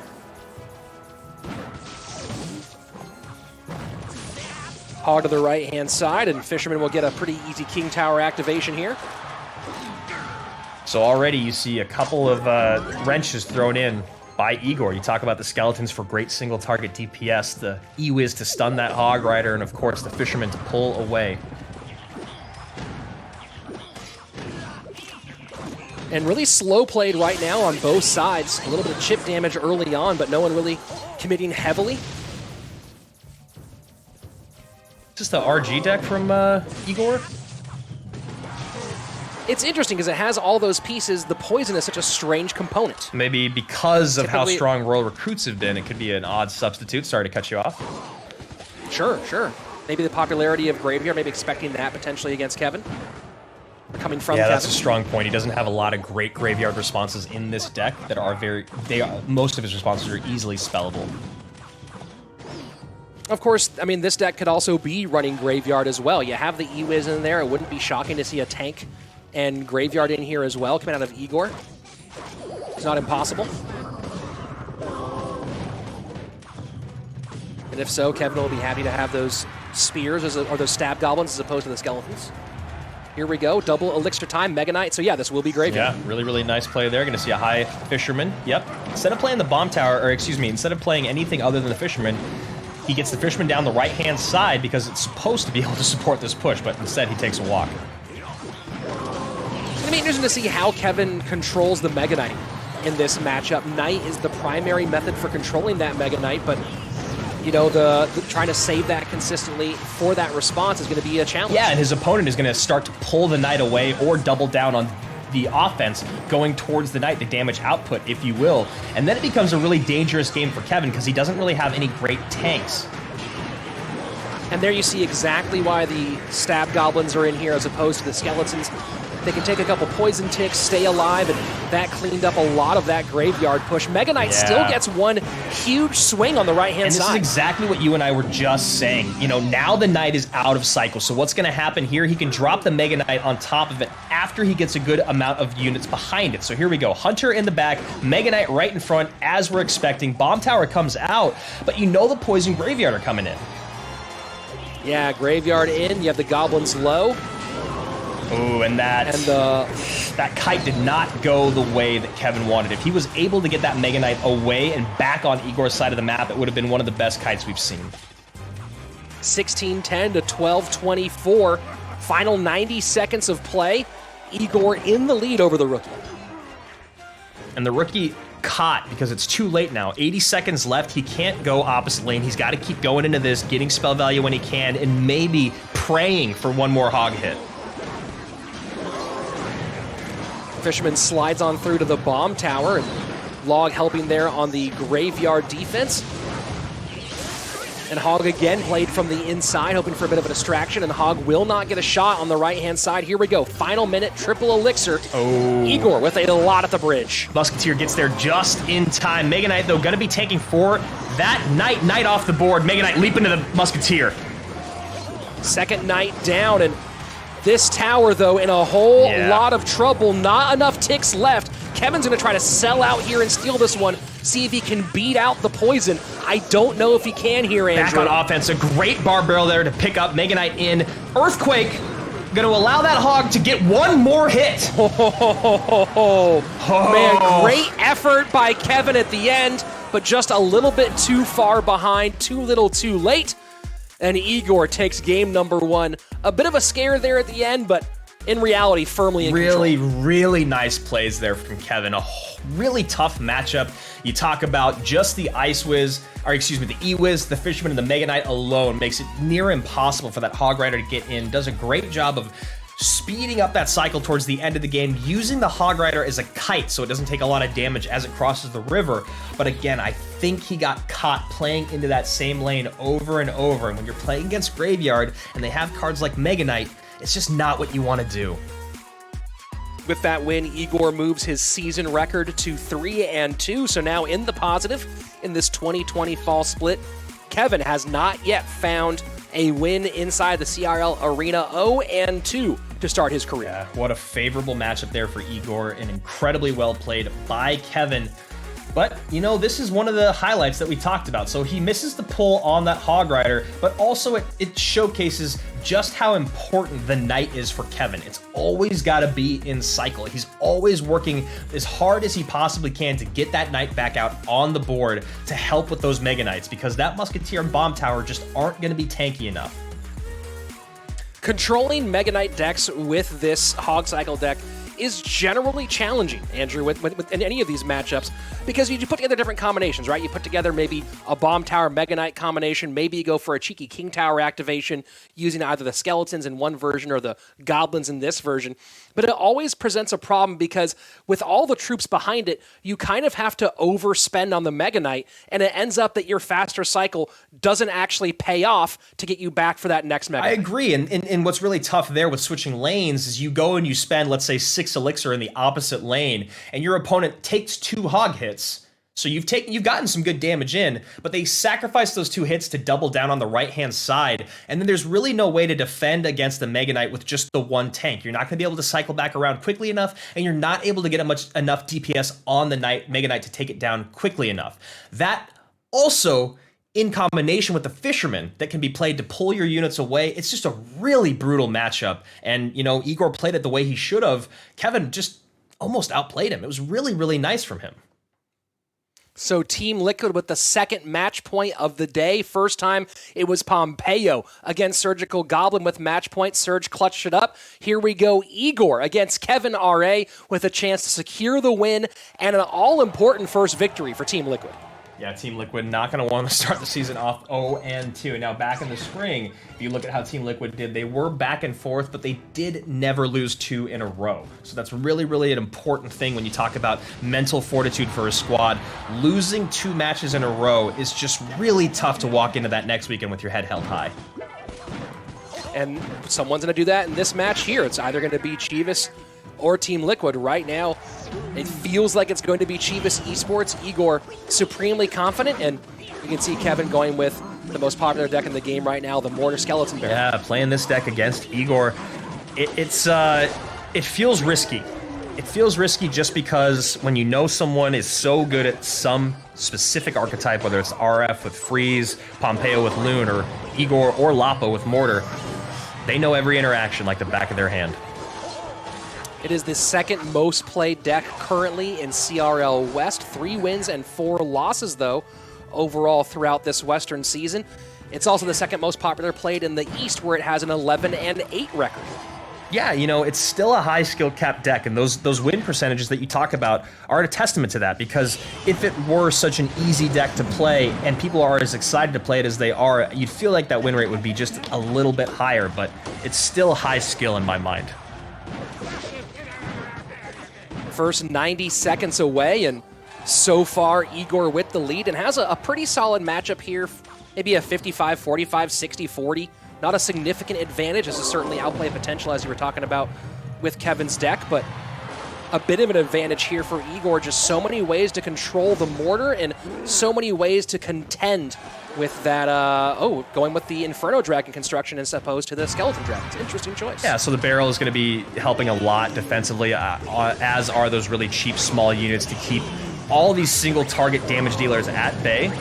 Fireball is going to probably be held most of the time for defense. Interesting choice here going with the Inferno Dragon variation, maybe potentially expecting the possibility of an RG matchup as well. And I'm a little surprised at how Kevin just played defense there. I felt like he let a lot of unnecessary damage come in on that left-hand tower to sacrifice getting a Mortar down, maybe? Because it seems like that's what his go-to is at the moment. It almost feels like he's not paying attention to what's happening on the left side of the board. Yeah, and that is a lot of damage. 456 remaining. Igor firmly in control here. And has the log as opposed to the barb barrel, so lots of ways to stop the skeleton barrels, pick them up, distract them, and lots of control for that Mortar as well. Yeah, and you know, the single target damage from Kevin is high, but being able to spread that out splash-wise is basically non-existent. So you talk about the Hogs and the Recruits, all that. Your best bet is spells, and that's not the way you want to win this battle. And Igor not even really trying to push the pace too much right now, throwing the Hogs down and not really expecting a connection, just knowing that he can control this as long as he wants, get a couple more chips on that left-hand side, and go ahead and walk away with the victory. Yeah, that's the perfect way to put it. He will walk away with this one. Kevin needs to figure out something, but honestly, there's not much he can do. There's just way too much defense on the board for Igor. And Igor's just managed his elixir very well on top of that. And a little miss there, a rare miss with the log not getting the skeleton barrel. Hero Spirit comes out to clean things up, but the pigs will go to the left-hand side. And Fireball, no elixir for it. GG, well played. So a scary one for Team Liquid for sure. But when you got an ace in the hole like Igor, 4 wins on the day. Huge carry for the Russian. Yeah, and I felt like that first loss from Kevin, because of the matchup and how close he got, it felt maybe it was just really demoralizing. You know, being as young as he is, new to the league, maybe he's not quite used to having to bounce back as quickly as he did. There were many instances there where the Mortar or the Fireball were options available for Kevin to play defense, and he decided to opt for a cheaper, maybe cheekier defense that didn't really pay off. We saw a lot of logs plus goblins, spear goblins, you know, a musketeer offset to the middle, but all those guys are not going to do what you need, which is to pull the Hogs to the center, keep them at bay for a minute, let your damage dealers focus on them, or get in that fireball. It was just some odd decision-making from him. Well, we've talked about rookie nerves, and how more nervous can you be than being in your third ever game in Clash Royale League against one of the best players overall in all of Clash Royale, not just CRL, but overall in the game, and you're facing the need to win 2 against him in a row with elimination right in front of your face. Yeah, and I mean, the nerves there have to be crazy high. And he goes back more offense here when he knows Royal Hogs are back in cycle. He fireballed the right-hand side on the last push, even though the Musketeer was still healthy there. So he spends 8 elixir before he spends more to actually defend the left-hand side. So again, really odd decision-making from the rookie, but I do have to feel it is the thing you're talking about. It has to be nerves. Yeah, I mean, again, that's the position is huge. The experience gap is massive. And, I mean, it's a stressful playing for your team's life in a game is stressful anyway.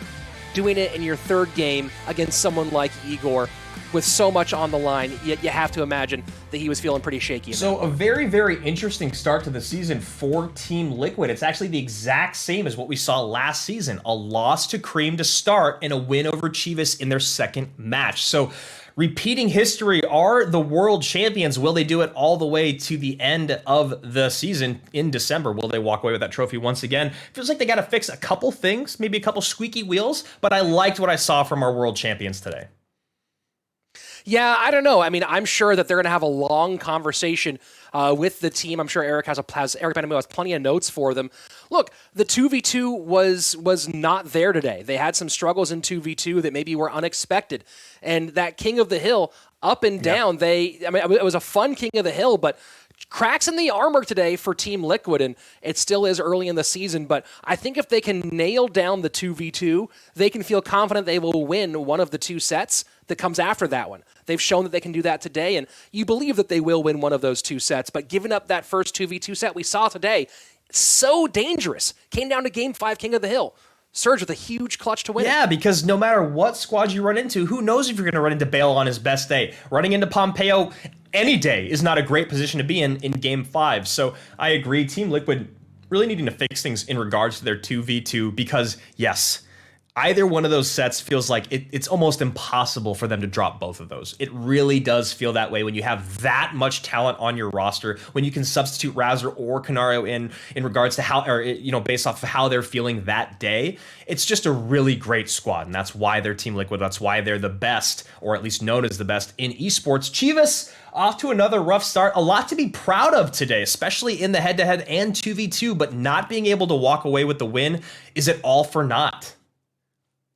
Yeah, I don't know. That's a tough question because I think that while Liquid had the win today and Chivas had the loss, if I'm the coach, I mean, I guess a win's a loss obviously. From a coaching perspective, I feel like Chivas has more to be happy about going into next week than Liquid has going into next week in terms of what they actually did on the day. It just felt like Chivas maybe overperformed what they thought and had a great day. So here we go. Tribe Gaming trying to stay perfect in our second match of the day against Misfits Gaming.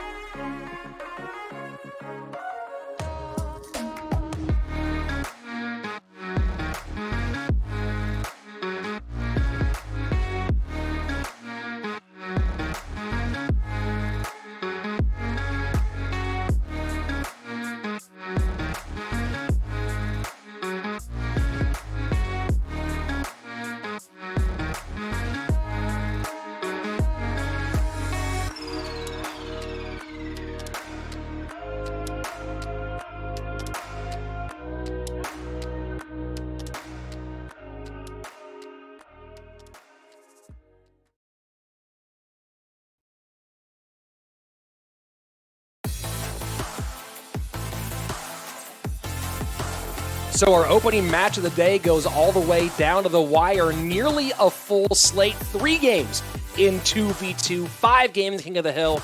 Then, of course, Igor comes out and gives the rookie maybe a rude welcome into CRL for his first 1v1 set. And that was the 2 more evenly matched. That was sort of the swing match of the day, and you and I, Andrew, both got that one right with the Team Liquid prediction. And now we move on to our second match, and the first of our 2 teams doing double duty today, and it's a big one. Tribe Gaming looking to stay perfect 3-0 against Misfits, who haven't quite found the rhythm. Yeah, Misfits have been having a very rough season, to say the least, even though it's only been 2 matches. But when you play your first 2 matches in the first weekend and you get a goose egg coming out of it, and then your next match is against Tribe, it's just a tough spot to be in when you talk about confidence coming into this matchup. But they need to keep it. They need to keep that confidence high. It's still so early in the season. This isn't the spring. This isn't 4 matches and you're done. This is a longer season, and Tribe is the team to beat. So yes, last weekend sucked. Reset, come back today, maybe a new lineup, maybe just new mentality, new decks, whatever it is. This is the moment for Misfits to turn things around, because if you start your season 0-3, and the squads that you've lost to along the way are Pain, Queso, and Tribe Gaming, that's kind of all over the board in regards to where they are in their standings. If you take out number 1, you can feel confident about that. If you lose to number 1 and number 7 and number 5, then what does that say about your squad? Yeah, I mean, a pretty big shift overall from what last season was like versus how they've started off so far, and it's going to be a tough one. You have 2 rookies who've been the 2v2 duo so far. Any chance they switch things up and take out Bob and Schwarzen from 2v2 and put in 2 players who have very talented 1v1 players, but have very limited 2v2 experience in Air Surfer and Wings? Just feels like they might be hurting for them later on, but I guess we'll find out. Let's check out our second match of the day, sorry. A high freeze on defense, but a freeze on offense as well. That's it! NATO, woo! Game disappears as that Ewiz hangs out, takes off his jacket, and helps Ruben close. Buffs, pode ser agora, final de partida! Tribe e Misfits, jogo muito importante também. Acho que para Misfits é primordial vencer. Partida, ¿por qué no le estabas pegando a la torre de la princesa? Te vas a la torre. 0-2 to start up against a really hard out, probably their hardest matchup of the season. Really huge, and that mortar might be what wins the game and the match for Tribe Gaming. Ahora, ojo, lo saca, lo pegó, lo que está jugando, Bob se lo lleva.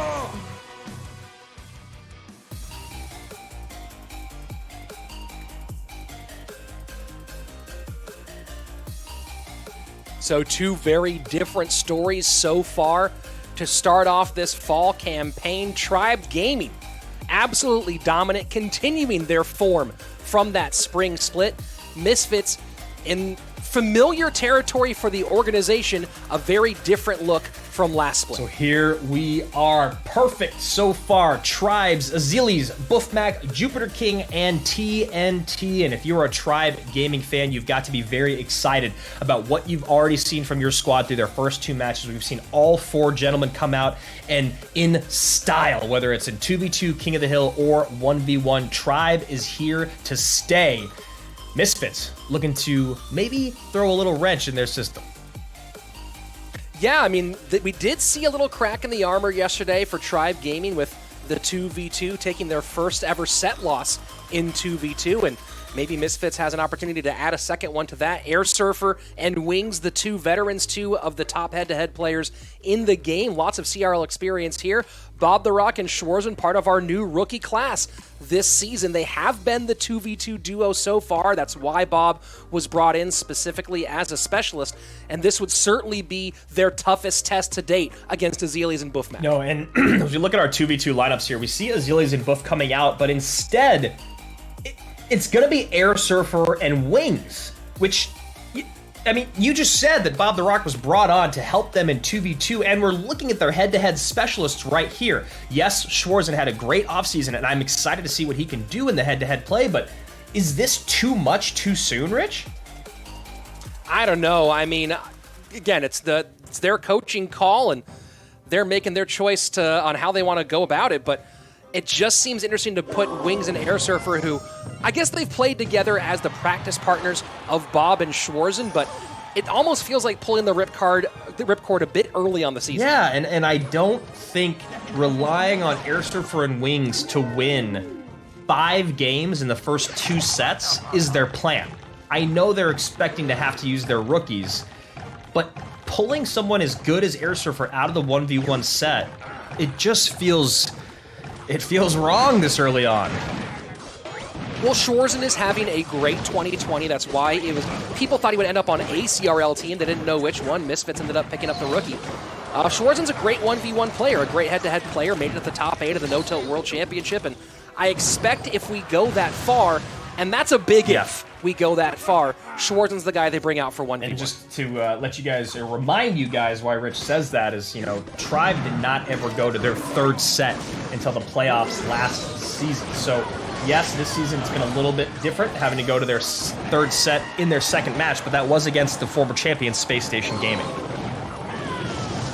Ram Rider in on the left-hand side. Snowball will help the connection get on through. 21-94 so far. Azilius and Buffmak perfect on tower damage with a slight lead in both lanes. Going to go ahead, give up a little bit. And second time today in 2v2 seeing double ban of the same thing. We saw double freeze to open things up, and now we're here with double tornado.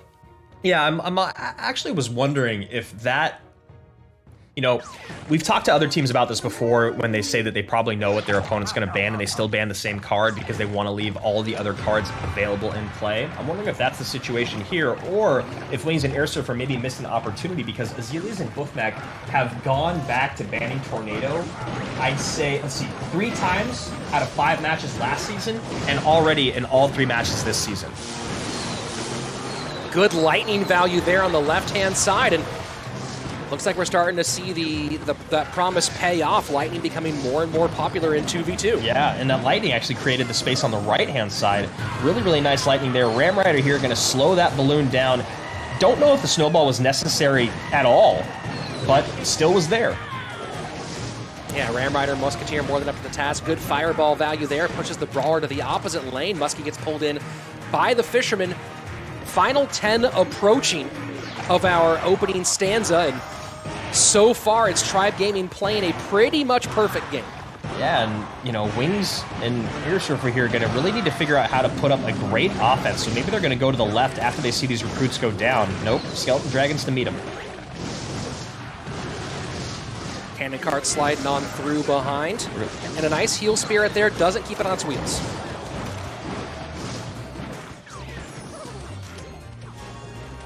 One-shot Muskie for Misfits on the right-hand lane. And now just going for that the fireball value early on. Yeah, interesting placement there. They knew that would still hit the Musketeer, but I'm wondering why they went to the back corner, maybe expecting, hoping to get extra value on a troop that didn't end up getting dropped in conjunction with the Musketeer. Yeah, I think you're correct there. I believe, because I don't think they were trying to push it forward into any unit. Nothing was close enough, and knowing that the recruits were the only thing coming in, I think that's a great call. I think that they're going to look just for any value they can, and that still is next level play. It didn't pay off, but I love the idea. A lot coming downhill on the left-hand side. Really easily dealt with a snowball log combination. Yeah, really, really nice there to clean up on that heal spirit. And Freeze comes in. This balloon should get a connection here. Raged up doesn't matter, and the Ram Rider unfreezes in time. That balloon just barely still hits. Man, Azilius and Buffmak got fooled by their own card. That Ram Rider looked like she was going to do all the defense they needed, but that balloon sneaks away in the final moments.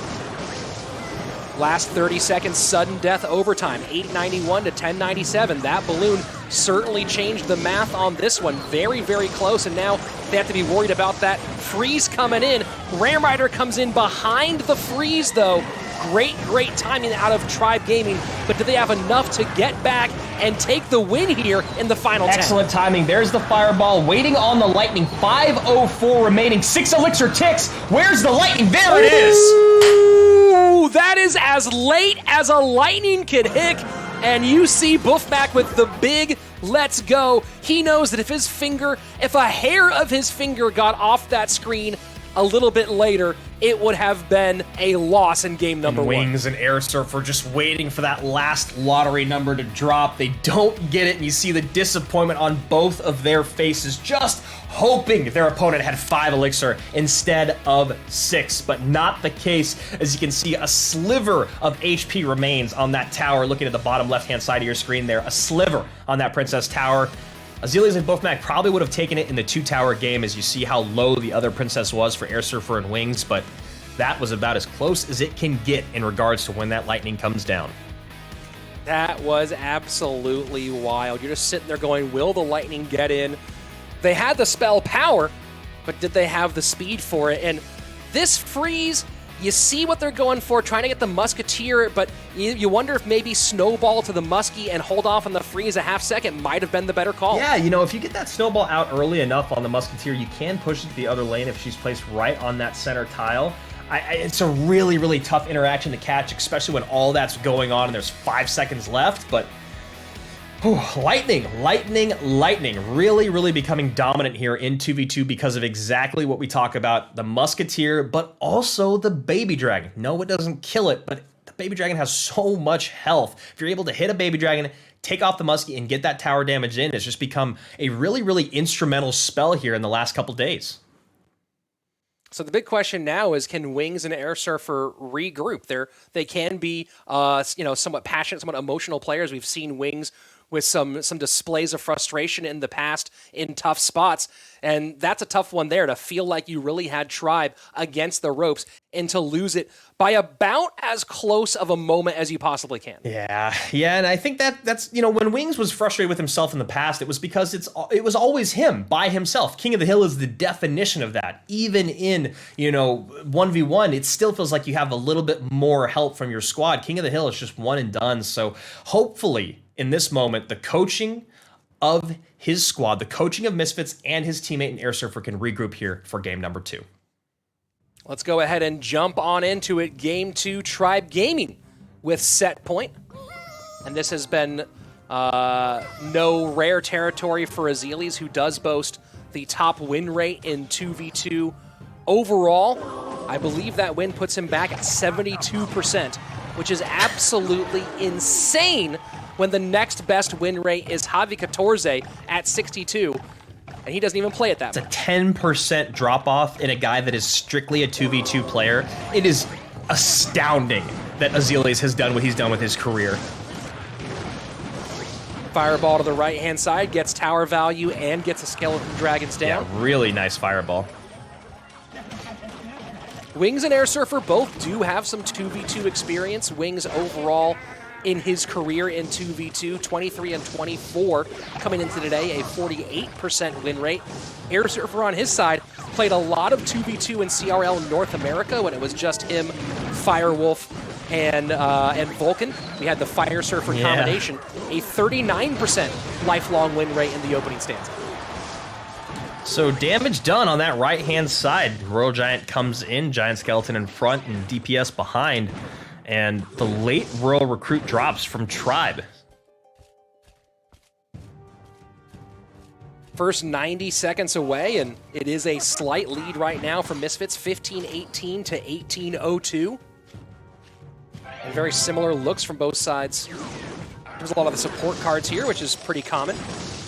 and a defensive freeze high. Yeah, that's an interesting kind of tell early on when you look at that freeze coming out this early. That kind of speaks a lot to Misfits about what's in the tank here for Azelis and Buffmak. The freeze coming out that early lets them know the Goblin Cage is the only response they have as a building, and there's probably only one Fisherman, which is usually the case in both of their hands. So those little small details being exposed, this is the moment for Misfits to try to take advantage.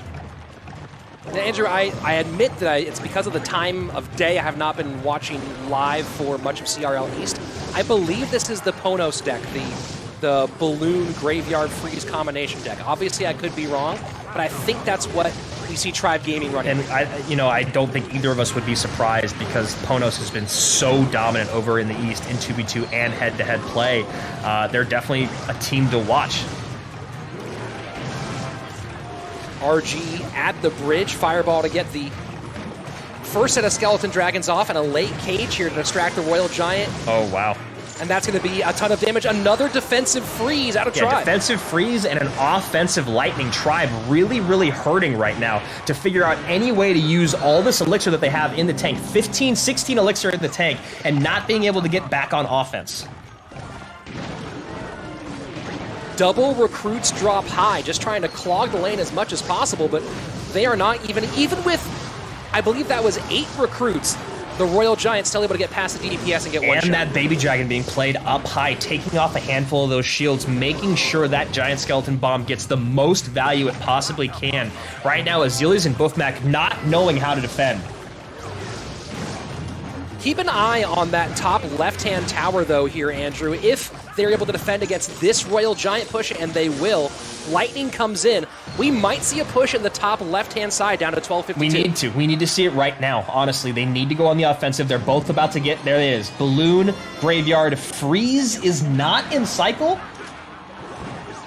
And I don't think they can get back to it either. The deck's just a little bit too heavy. Oh, but they my might goodness. not need to, Andrew. Oh. 420. So here's the big question. Fireball, Log, Snowball, Freeze will not cover their bases, but a Lumberjack and a Brawler on that left-hand tower, Rich. Wow, Misfits slides one through. Buffmak can't believe it, so focused on the right-hand side. Did not see what the other hand was doing. Sleight of hand for Misfits to even things up. That was a massive, massive win for Misfits. Evening things up. Wings and Air Surfer going, oh yeah, I remember how to do this. I remember how to play 2v2, and they played it very, very well there.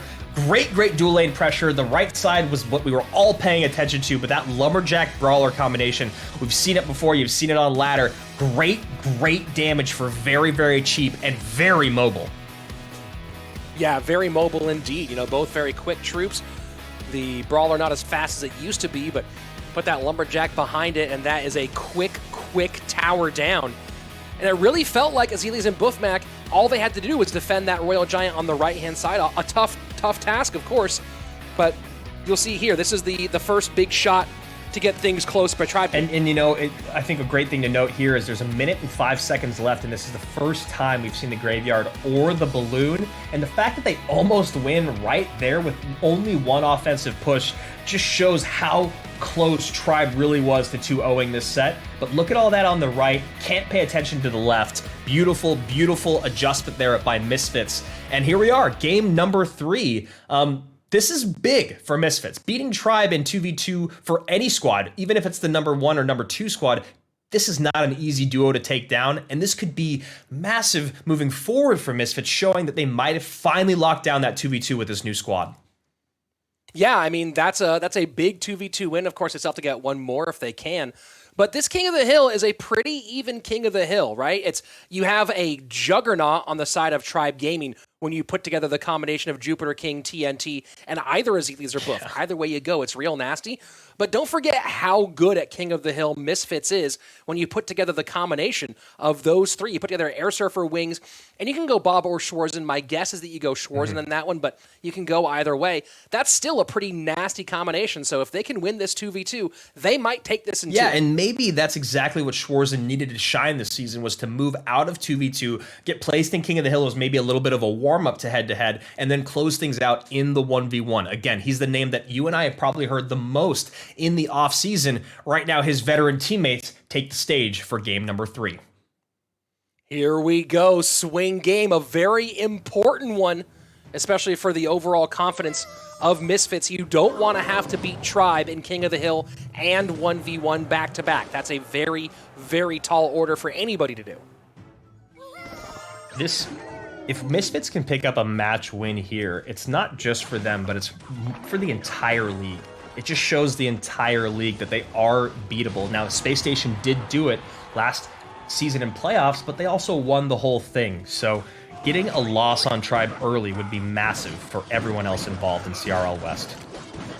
Those recruits being completely untouched on the left, that's going to be a huge chunk of damage to open, and there's plenty of elixir. I am not sure what's going on in the communication of Misfits. I must have lulled them to sleep, Rich, because I don't understand how you just let that go. Yeah, I mean, you know, what you're not seeing is a lot of talk between these two. Take a look at the cameras of Air Surfer and Wings.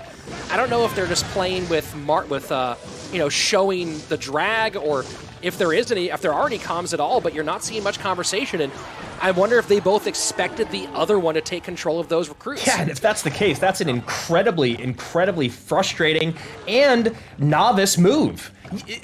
Royal Recruits are some of the slowest moving cards in the game, and for them to walk across the map that early on and take 1,000 damage off your tower and you get nothing to show for it, it's almost inexcusable. Oh boy, this is a lot to deal with. Cannon Cart turns to the tower, and man, everything going wrong for Misfits in game 3. Tribe looks like their left tower has been breathed on in a negative way. 2371, 1081 top left for Misfits, and 1320 on the top right. I keep wanting to tell Azealis on his camera to stop celebrating so early, but he's been doing that the entire match. Yeah, we kept asking him to get a player cam, and he said, nope, this is going to be perfect for our whole season. Skeleton Dragon split on both sides. High for Tribe Gaming, behind King Tower for Misfits. Trying to find some way to generate some sort of offense so far. Have not been able to get these balloon pushes through. Yeah, and you know, using the spells that early on to get a little bit of tower damage and hurt that Musketeer, I don't know if it's actually going to end up paying off. It's a lot of damage spent on units that aren't going to be taken off the board.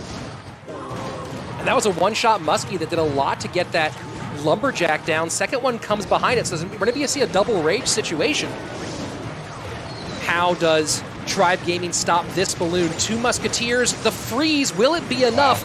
No, the inside Musketeer finishes the job. Really, really nice spacing there by Tribe to ensure that the freeze wasn't going to hit both their units, knowing that that's still a possibility, and Misfits now just hurting. Final 2 minutes, sudden death, overtime. Tribe Gaming has had a couple of scares, but still in control. Fireball does a little bit extra on the Skeleton Dragon, or on the Giant Skeleton.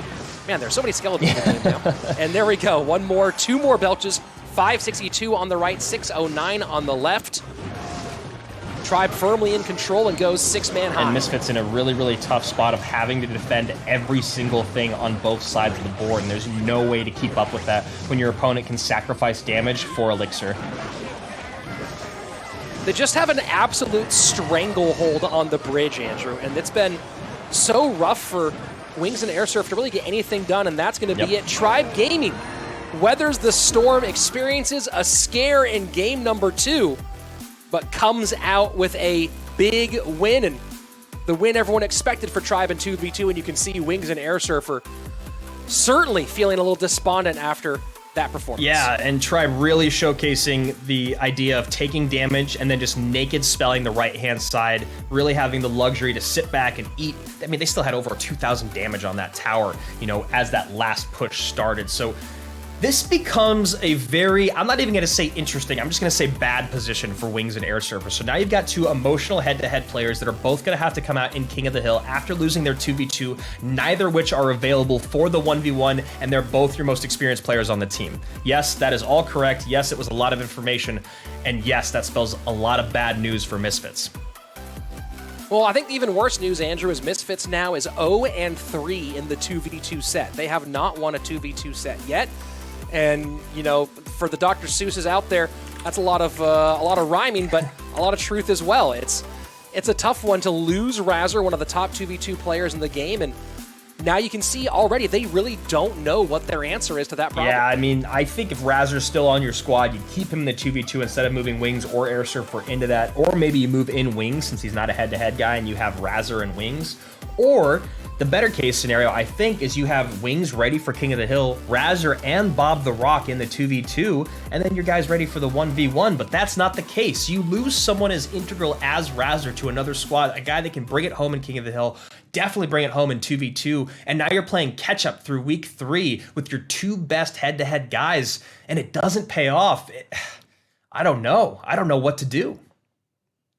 Well, you know, it's interesting. We've seen some rookie success in head-to-head play so far this season. We always see some rookie success in head-to-head play because the head-to-head level outside of CRL is still very good. What we are seeing is at the 2v2 level outside of CRL, there's a gap. There's simply a difference, and there isn't currently a competitive mode for 2v2. So you take a look at someone who might dominate a semi-pro league like No Tilt League in 2v2, but you look at the level of play they're up against, and 2v2, unless you're practicing against the best players all the time, playing against the best players all the time, who've been experienced in that set, you're just not getting the same kind of reps, just not getting the same kind of experience, and we're seeing that so far impacting both Pain Gaming and Misfits. Yeah, and you talk about Misfits and kind of their idea of who's going to play where, and that getting shaken up this early on ruins their entire game plan for the season. Is it irreparable? No. It's just frustrating to start off kind of behind everyone else because you had a great plan. You picked up a great rookie that's supposed to play in 2v2 and kind of be your lockdown guy, and already switching him out this early on, it's just got to be frustrating for Misfits. So here in King of the Hill, it's a really big uphill battle. I'm sure we're going to see TNT, Jupiter King, and probably Buffmak. I know Azili's can be swapped in, but Buff did really great yesterday. Yeah, Buff had a great performance, and here they go, back to Buffmak one more time for Tribe Gaming. So, hey, if you picked Buffmak in your fantasy this week, you get him double dipping 2v2, double dipping King of the Hill. So enjoy the crowns you're getting there. On the other side, the 2 rookies both in the mix. Bob the Rock opening things up, Air Surfer in the middle, Schwarzen as the anchor. Yeah, and you know, a bit of a surprise to see someone who in their career has played so well in King of the Hill benched once again. King of the Hill last season, Wings, really quickly, 100% win rate, 7 games. Okay, before that, 79%, 67%. He's only had 1 down season in regards to King of the Hill, and that was in the fall of 2019. So I'm just shocked to not see him here. Yeah, I really don't get it as well. And you're talking about King of the Hill overall. We mentioned earlier that Canario has 30 wins, the most wins in King of the Hill. He's tied with Wings, who also has 30 wins and boasting a 63% career win rate on top of 4 sweeps. So I don't understand a lot of decisions being made today out of the Misfits camp. Well, let's see if it pays off. Here we go. Bob the Rock, top of your screen. TNT at the bottom. TNT started his season off with an incredible sweep. Dropped 1 game last match. Let's see how he does today. Bob looking like he'll be facing Hog Triple Spell out of TNT, seeing the Skeletons version this time rather than the Goblins version. And there you go, Hog Rider at the bridge. Hog gonna get a few hits in. This version of what I think is Royal Giant, not running the Fisherman, so no King Tower activation. That's a ton of damage. Wow, 4 Hog hits in already. And of course, the moment I say Royal Giant, it's Royal Hogs. And you see frustration there already from Bob the Rock. Down 1,400 damage on his left-hand side. Gets a nice Musketeer shot in, but also not happy about seeing that bomb tower. You know, we're talking about seeing the frustration. We're seeing it on the face of Bob. We saw it on the faces of Wings and Air Surfer.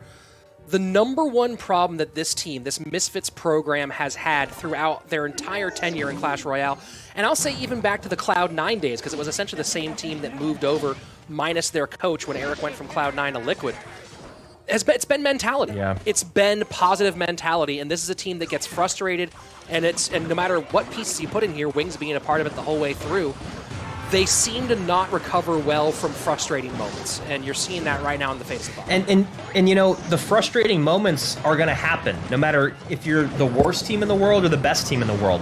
that's what it's all about when you're at the top level. So I think, honestly, the biggest thing for them to focus on moving forward is that mental fortitude. It is about rebounding and bouncing back. Tribe lost their, first set early this season. They lost it in their second match, but they still bounced back. And just easy control here from TNT. The Royal Recruits played at the bridge. Small cycle, keep them away from the tower, use some small spells to control them as well. And down to 218 on the left-hand side. Should be a simple set of defense here. EQ, get it done. And this is going to be a clean win for TNT to open up King of the Hill. Yeah, just the way he started this game off, the way he decided to defend that first hog push to allow 4 hog hits to come in and spending more elixir, more elixir than was spent by TNT. And instantly what you're talking about, Rich, it's that drop of the head, shaking, frustration, even when he saw the bomb tower. And there's a reason why we see that all the time in other sports, teammates keeping their other teammates' heads held high, because mentality is everything. TNT picks up another win in King of the Hill, currently 5-1 in the second set. So a solid showing so far out of TNT. The only player who I think is better in King of the Hill so far is Ruben at a clean 5-0. Yeah, I mean, both of those guys have been doing so well in this set, and that's just such a gem to have. I mean, Ruben is expected to do that for his squad in Team Queso. TNT, I think, is also expected to do that by his team, but I think by the general public, they go, all right, so Azilius and Buffmak can lock down 2v2. We'll see what happens in King of the Hill, and then Jupiter King can bring it home. But you and I have talked about this incredible win rate from TNT, his consistent head-to-head play for year after year after year, and I think 2020 fall might be the season for him to really shine. I mean, he's absolutely insane overall. And you talk about incredible win rates. You know, we talk a lot about who has the most wins in King of the Hill, but talking about win rates in King of the Hill, TNT way up there at 68% amongst those top players. When we talk about players who have 10 or more games, I believe he comes in at 3rd on that list behind Ruben and Buffmak. So huge King of the Hill performances out of TNT. And oh yeah, I said also Buffmak. So you talk about King of the Hill. This is an absolutely stacked lineup in the second set. I mean, a guy that was sought after as one of the biggest free agent picks as a head-to-head player, shifting into the 2v2, dominating it, beyond dominating it, and then still being available for that King of the Hill. It's why Tribe is as good as they are. It's just going to be about keeping this momentum going throughout playoffs for them. Back to the match at hand. Well, go ahead. Well, I was going to say, Tribe Gaming has been such a key part overall of the mobile gaming landscape, especially in the overall Supercell universe. When you talk about Brawl Stars, when you talk about Clash of Clans, talk about Clash Royale, Tribe's been a key figure, a central figure in it. Half the creators, it seems, in the overall Supercell universe are Tribe Gaming creators. Chief Pet, an intimate part of Clash Royale, and it's good to see a team that cares so much about this overall gaming community have this type of performance. Yeah, I think that was a perfect way to state it. It's always great to see teams that care so much about the league succeed. And also, who doesn't want to talk about Chief Pat every now and then when we see a bad rocket fly? Oh, you had to do it to him. You had to do it to him. Look, man, it's one of the things that's brought me joy for 3 years. Air Surfer looking like he's probably playing Minor Mortar Valk up against TNT, who's going back to Hog Triple Spell one more time.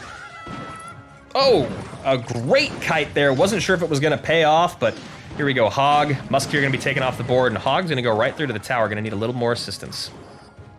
Didn't get any shots, but take a look at the elixir, everybody, when you're watching at home. This leaves a 1 elixir advantage plus damage, so maybe 1.5 elixir at this point. So very, very well played from TNT, playing for the elixir rather than playing for the tower damage in that moment. Yeah, an Air Surfer here is going to have to keep resetting and playing stout defense because this deck cycles so quickly. That also with the Earthquake makes it really difficult, just in general matchup-wise, whether it's in single or double elixir. And Hog getting a ton of hits on the left-hand side now, so in the next exchange, you're seeing the payoff of that elixir management from the first round. Exactly, and here we see a really, really heads-up bomb tower. It's going to help clean up those bats. He's going to take a little bit of damage here, but a nice skeleton kite mitigates almost 100% of that. This is the kind of gameplay you expect from TNT. You know, we talk about the idea of a chess match. Well, a chess match is thinking more moves ahead than your opponent is.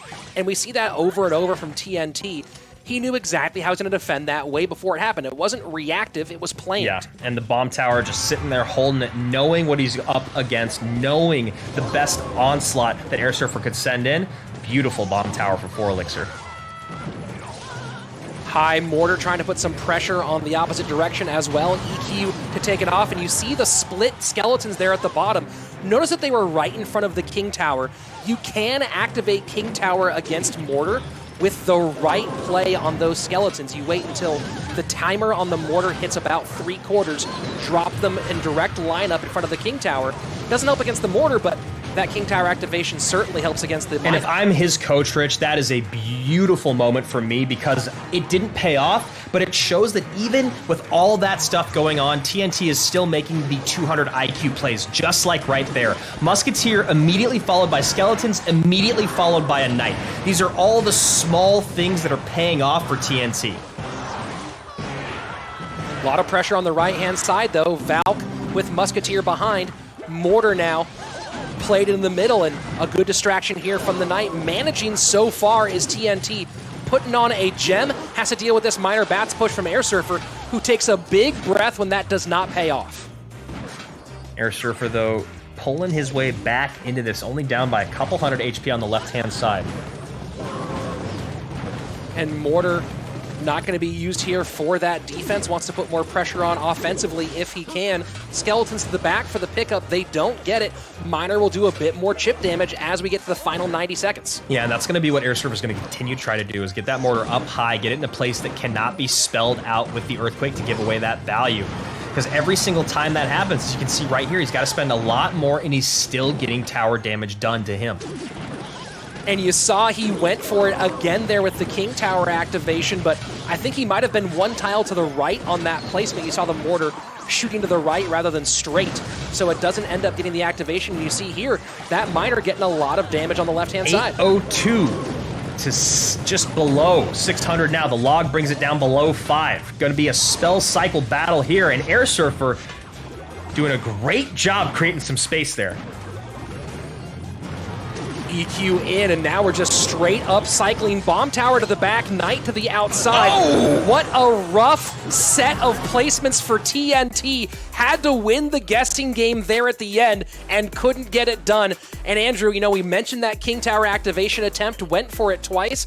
You gotta wonder if either of them had worked, if it would have changed the math of that Miner match. It definitely could have helped take that Miner off the board, but hats off to Air Surfer playing up against a very, very tough matchup with that Earthquake being involved. Of course, it was nice for him that he wasn't running a ton of bait, so the Snowball and the Earthquake and the Log weren't quite as detrimental to his defense, you know, having the Bats and the Valkyrie, but still being so patient with those Mortars, playing them up high, trying not to give too much value to TNT, and then when he did give value, he made sure that he took advantage of the elixir spent spell-wise from TNT to turn it into offense for himself. And also, the Miner plays for him were excellent. Yeah, I mean, really, really great Miner plays from Air Surfer, good variation of placement. And TNT just, you know, you got to wonder about that last one. He goes for the back on the cover, and here you see, this is the sequence before that, 35 seconds remaining, where TNT gets a huge chunk of damage. Oh no, I think he's actually going for the King Tower activation here. No, that's not that one. And this is that Miner here towards the end. Really well defended, but these Miners just kind of living on the tower for Air Surfer. It happened time and time again because TNT was dealt with all the stuff crossing the river. And there you go, Miner to the front to the number 3 spot, and Knight going to the back, not to pick up. So good variation. You're going to see Air Surfer go to the number 1, number 2, and number 3 spot. The front outside corner, the back, the back, and the front inside corner. And there's the number 3 placement. And you see with the Knight high, you see TNT go with the bomb tower behind, the Knight to the number 1 spot. Air Surfer goes number 3, gets the connection. GG, well played. Yeah, it was just a really, really great battle of wits there with where he sent the Miner. We saw earlier today how it can be when someone picks up every single Miner you send in and how frustrating that is. Well, this is the other story of it. Air Surfer doing a good job. Sometimes the best thing to do to swerve your opponent is to go to that number 1 spot again, and you saw it pay off first in the number 1 spot, and then going to that number 3, as you said, that double drop, Knight in the front, Bomb Tower in the back. Miner still connects, and that is a very, very nice moment for Misfits. So here we go, all tied up 1-1 in King of the Hill. Air Surfer goes out, does his job, takes TNT off the board. Buffmak coming up next. Let's jump into it. Game number 3. Buffmak against Air Surfer. Buffmak playing very, very well yesterday in head-to-head. He did get swept in the 2v2 by Lapo and RF, but was able to redeem himself against Lapacati and RF in the King of the Hill to push it to that 3rd and final set where Jupiter King 2-0'd Samuel Bastodo. Amongst players with more than 10 games in King of the Hill, Buffmak does boast the 2nd best win rate at just under 70%, on top of 3 King of the Hill sweeps. A lot of that success, of course, coming in the fall split of last year for Energy. I think there was a moment there where we called Energy Team Buffmak. A lot of people did.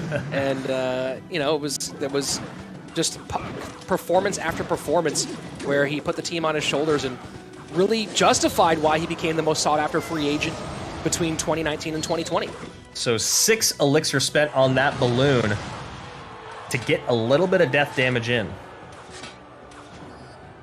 But still ahead on elixir overall is Buffmak. So a 2 elixir advantage against Air Surfer. You take a look at that, and not only he did spend the 6 elixir to get the damage, but he also forced a lot of response out of it to prevent the connection. Yeah, so that elixir spent on those spells from Air Surfer, that 6 now not being in cycle and no spells being in cycle, so taking care of these recruits is going to be a bit of a chore. 90 seconds left in regulation time, and it's now Air Surfer's turn to set up a big push. Don't think he's in a balloon here. Going to go ahead and wait a little bit longer, and that push dies on the vine. And weird interaction there with the Fisherman from Buffmak allows that Hunter to get a nice shotgun shot in on the left-hand side, gives Air Surfer the lead. And Lumberjack stays alive going all the way through. This is going to be a huge connection for Buffmak. Yeah, that was a beautiful Lumberjack. Fisherman does not pull. Hunter eats that snowball plus the Lumberjack bomb drop in. The one thing the Fisherman did do was prevent the Lumberjack from raging up the balloon. Could have been a little bit worse, potentially. But still, the damage done. Currently the lead for Buffmak, 1053 to 1452 plus death damage. Death damage is going to come in. Hunter stays on the board, but that giant skeleton not going to be there to tank for him. Right now, Air Surfer having a very, very difficult time turning anything into anything that resembles offense other than the Miner. Yeah, Miner getting on one more time. Lumberjack, Heal Spirit, and a little separation here. This balloon not going to get a connection because of that snowball, but still will get the death damage piling up as we go into sudden death overtime. Yeah, and Buffmak is very, very happy to keep taking that death damage. Now let's see what he wants to do as Air Surfer finally goes on offense. This is the first balloon coming out from the Misfits representative. And Snowball cleans it up, but that death damage going to put things very close. 432 to 14 to 413. Air Surfer needs to get back on offense as soon as humanly possible. And Lumberjack Fisherman right under the balloon on the left-hand side. Buffmak in a little bit of trouble here. Needs to control this balloon. Don't know if he will. Lumberjack trying to beat the balloon death damage in. Not going to happen. 64 HP on the left-hand side, and a balloon making a beeline for Air Surfer's left-hand Oh my gosh, that balloon is going to make it. Death damage is in. Miner's going to the tower. Bombs off. Lumberjack connects. Oh, wow. And you see Buffmak with a big, big sigh of relief. What a win there for the Brit. Wow. Oh my goodness, Air Surfer just watched that slip right through his fingers. That Miner going into the tower just doesn't get there in time. Maybe instead he's supposed to play the Miner defensively. I don't know if it's going to be enough to stop the LJ, plus the Fisherman, plus the Musketeer coming across. And Air Surfer, you can see, is just so frustrated. 64 HP remaining on his opponent's tower. Yeah, absolutely brutal. And he had the direct spell damage. Buffmak didn't. And that's one of those things where you're looking at going, all I have to do is stop these balloons. I have a Hunter. I have a Fireball. I have a Snowball. but not enough all in conjunction. No real great way to control those other than that Hunter Snowball combination, and Snowball wasn't going to get it done on the tower. GG, well played, Buffmak. Yeah, and we saw what happened very, very early on in the game when that Hunter was cycled to the left. Air Surfer had to defend a balloon with a fireball and a snowball, and it really felt like from that moment on, his spells just weren't in the cycle that he needed them to be in. And there, that Lumberjack Fisherman played at the bridge, just went right under it, said, I'm going to pressure directly into this lane, forced out the Fireball on defense, and that's a huge part of this win as well. Fireball no longer in cycle to get the win on the opposite side of the board. And you saw right there, the miner hits the tower at the same time as the snowball, all just a second too late. And the fireball going on the tower, it is probably maybe the right decision, but as you said, that Lumberjack coming through, which one happens first? We'll never know. So technically, I feel like Air Surfer did make the right decision. It's just that Buffmak made a better one. Yeah, I mean, Buffmak multiple times forced his hand, forced Air Surfer to make the play he had to make that was an inopportune play. Yeah. That was the play you don't want to, but you have to do. And that's great Clash Royale. So that is a big, big win and loss for both teams respectively. So now the rookie comes in, it's Schwarzen. He's got to take out Buffmak and Jupiter King. And then I'm assuming if that happens, he'll be back out against Jupiter King once again in the 1v1. So a very, very tall order for the young man to accomplish here in, I guess, 5 games. This is the nightmare of playing against Tribe. 2v2, they're phenomenal, and even if you do slide by them, then you have to win King of the Hill and King of the Hill or 1v1. And Tribe's more than capable of winning those two back-to-back with the level of talent they have. So here we go. It's going to be match point for Tribe Gaming. Buffmak, you know, it was maybe a bit maligned in the spring, focusing on 2v2, had a rough outing during the No Tilt League Special Edition, and we focused way more on the head-to-head play of Jupiter King in that spring split, but Buff looking like he's in fine form right now. Yeah, Buffmak really didn't play much head-to-head at all in the spring. He played 1 set and he got 2-0'd, so definitely wasn't what he's looking for. But then you fast forward to where we are today and what he's been doing this season so far, and he's just been playing so lights out. So here we go, the rookie Schwarzen in a big spot, a must-win 2 to keep Misfits from falling to an 0-3 start in this fall split. Yeah, longer split, but starting off 0-3 is still a lot to climb back from. Schwarzen again has had a great 2020 overall between his performances in the AMG Cup and the Breng Chong Cup. Some top-tier performances there. And then, of course, the No Tilt World Championship, where he was absolutely lights out through the first 3 stages. He completely dominated the Western group during Stage 3 in that round-robin format, and then went into the finals, the top 8 for the World Championship, and just didn't quite have it together. Maybe played a bit nervous. Very curious to see if those nerves transfer over to this situation. Would have been nice here for Buffmak to have his Musketeer go left here to support this push on the left-hand side. Takes a lot of damage from that Royal Hogs push because he had to deal with the Mega Knight on the opposite side of the board. Musketeer does connect on the right-hand side and makes things a lot more even. Baby Dragon doing some dual lane duty. First 90 seconds about to pass, and while Schwarzen does have the lead, it's dual lane pressure for the Brit. Yeah, and that was, I think that was purposeful on Buffmak's side. He's still not happy about taking the damage because he's going to get a little bit of a counter push. Schwarzen, though, that same interaction that happened on his side of the map was not what he wanted because he had to just walk that Musketeer naked down the lane. Also does not help, mitigate the damage from Buffmak's Musketeer. So no graveyard yet from Buffmak. Probably not going to pull the trigger here despite having a pretty significant elixir pool at the moment. Instead decides to poison and take care of those those skeleton Yeah, dragons. really nice poison value there. Royal Hogs just proved to be a real nuisance for Buffmak in this matchup, right? He has the cage to pull them, but the Baby Dragon doesn't quite do its splash damage fast enough.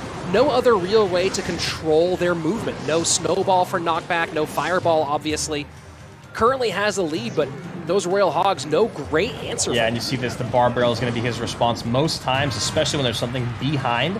And honestly, if that Heal Spirit on the right-hand side on that last graveyard would have connected, we might already see that tower down below 500. for Buffmak, but just not the case. And now he has to control the Mega Knight and deal with what comes behind it. And again, not a ton of tools. Now the cage out of cycle, so we'll see if Buffmak pressures on the right-hand side. Pretty low on Elixir at the moment as we go into sudden death overtime.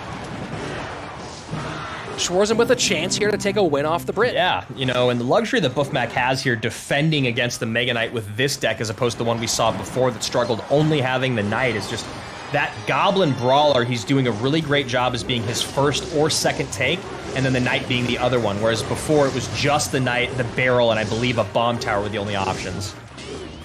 Brilliant choice of when to pull the Graveyard. Good patience out of Buffmak. You see him nodding there, pretty happy with the overall exchange. Final 90 seconds, and has that right-hand tower on the ropes, but a lot of Elixir in the left-hand lane. Really, really nice high Knight here. Would have been nice to play it even a little lower, but he gets the cage there to turn that Musketeer around, and I do not believe we're going to see a massive connection here. Hog's still on the tower, though. Yeah, he doesn't have any way to control the Hogs beyond the cage, and he can't DPS them off very well. So 88 HP on the left. Can Buffmak beat out the Fireball here? Defense from Schwarzen. Gonna put the poison down. I don't know if he'll get enough damage. This is gonna be a win for Schwarzen. That is a big win for Schwarzen. Great job turning it up there at the end. And you can see the sigh of relief from that young man finally picking up this head-to-head victory over someone as good as Buffmak. And it was a great Fireball that just opened up some space for him to get those Hogs to tower on that second-to-last push. It was just so hard for Buffmak to control those Royal Hogs. They were going to get damage every single time, no matter what. That was a huge issue for him, and you saw Schwarzen take advantage of it. A German having success with Royal Hogs. Andrew, is this Clash Royale League? Yeah, seems to be following suit of his other countrymen in Sam and Morton, but a big win for Schwarzen. Again, that is why we heard people talk about him so much in the offseason. Now has to take out Jupiter King, which is going to be great. This is a really, really nice moment for Schwarzen. Obviously, they're going to need to make it to the third and final set for this moment to pay off, but for Schwarzen to be able to feel out Jupiter King before having to go into a BO3 is really nice for someone that is this new to CRL.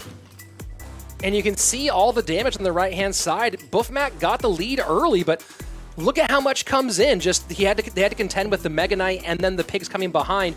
And this Graveyard does absolutely nothing for Schwarzen. It does so little. The poison gets in. Just a couple of shots on the skeletons would have been nice, but not going to happen for Buffmak. Schwarzen gets the win, and now we go to a very important, very, very big second King of the Hill Game 5 of the day. Yeah, you know, Schwarzen catches the tanks at the river, so he's able to defend on the back end with just the Musketeer, still giving the poison value to Buffmak, but not giving exceptional poison value to the Buffmak, or to the Buffmak, to Buffmak. To the Buffmak. So he's the Buffmak from now on. So he gets some value, he goes in with the poison, but that is where he needs the Elixir on the other side of the board to defend. Schwarzen, excellent recognition of when that Graveyard was coming in and getting a tank down up front against the Buffmak. Against the Buffmak, right? Now, if I'm Tribe Gaming, I'm planning for Barb Hut in this situation. Schwarzen is known as a very, very good Barb Hut player. That's part of why the current metas have been good for him the last couple of months. And he leaned on it heavily in the No Tilt World Championship. If I'm Tribe Gaming, I plan something that plays well against Barb Hut.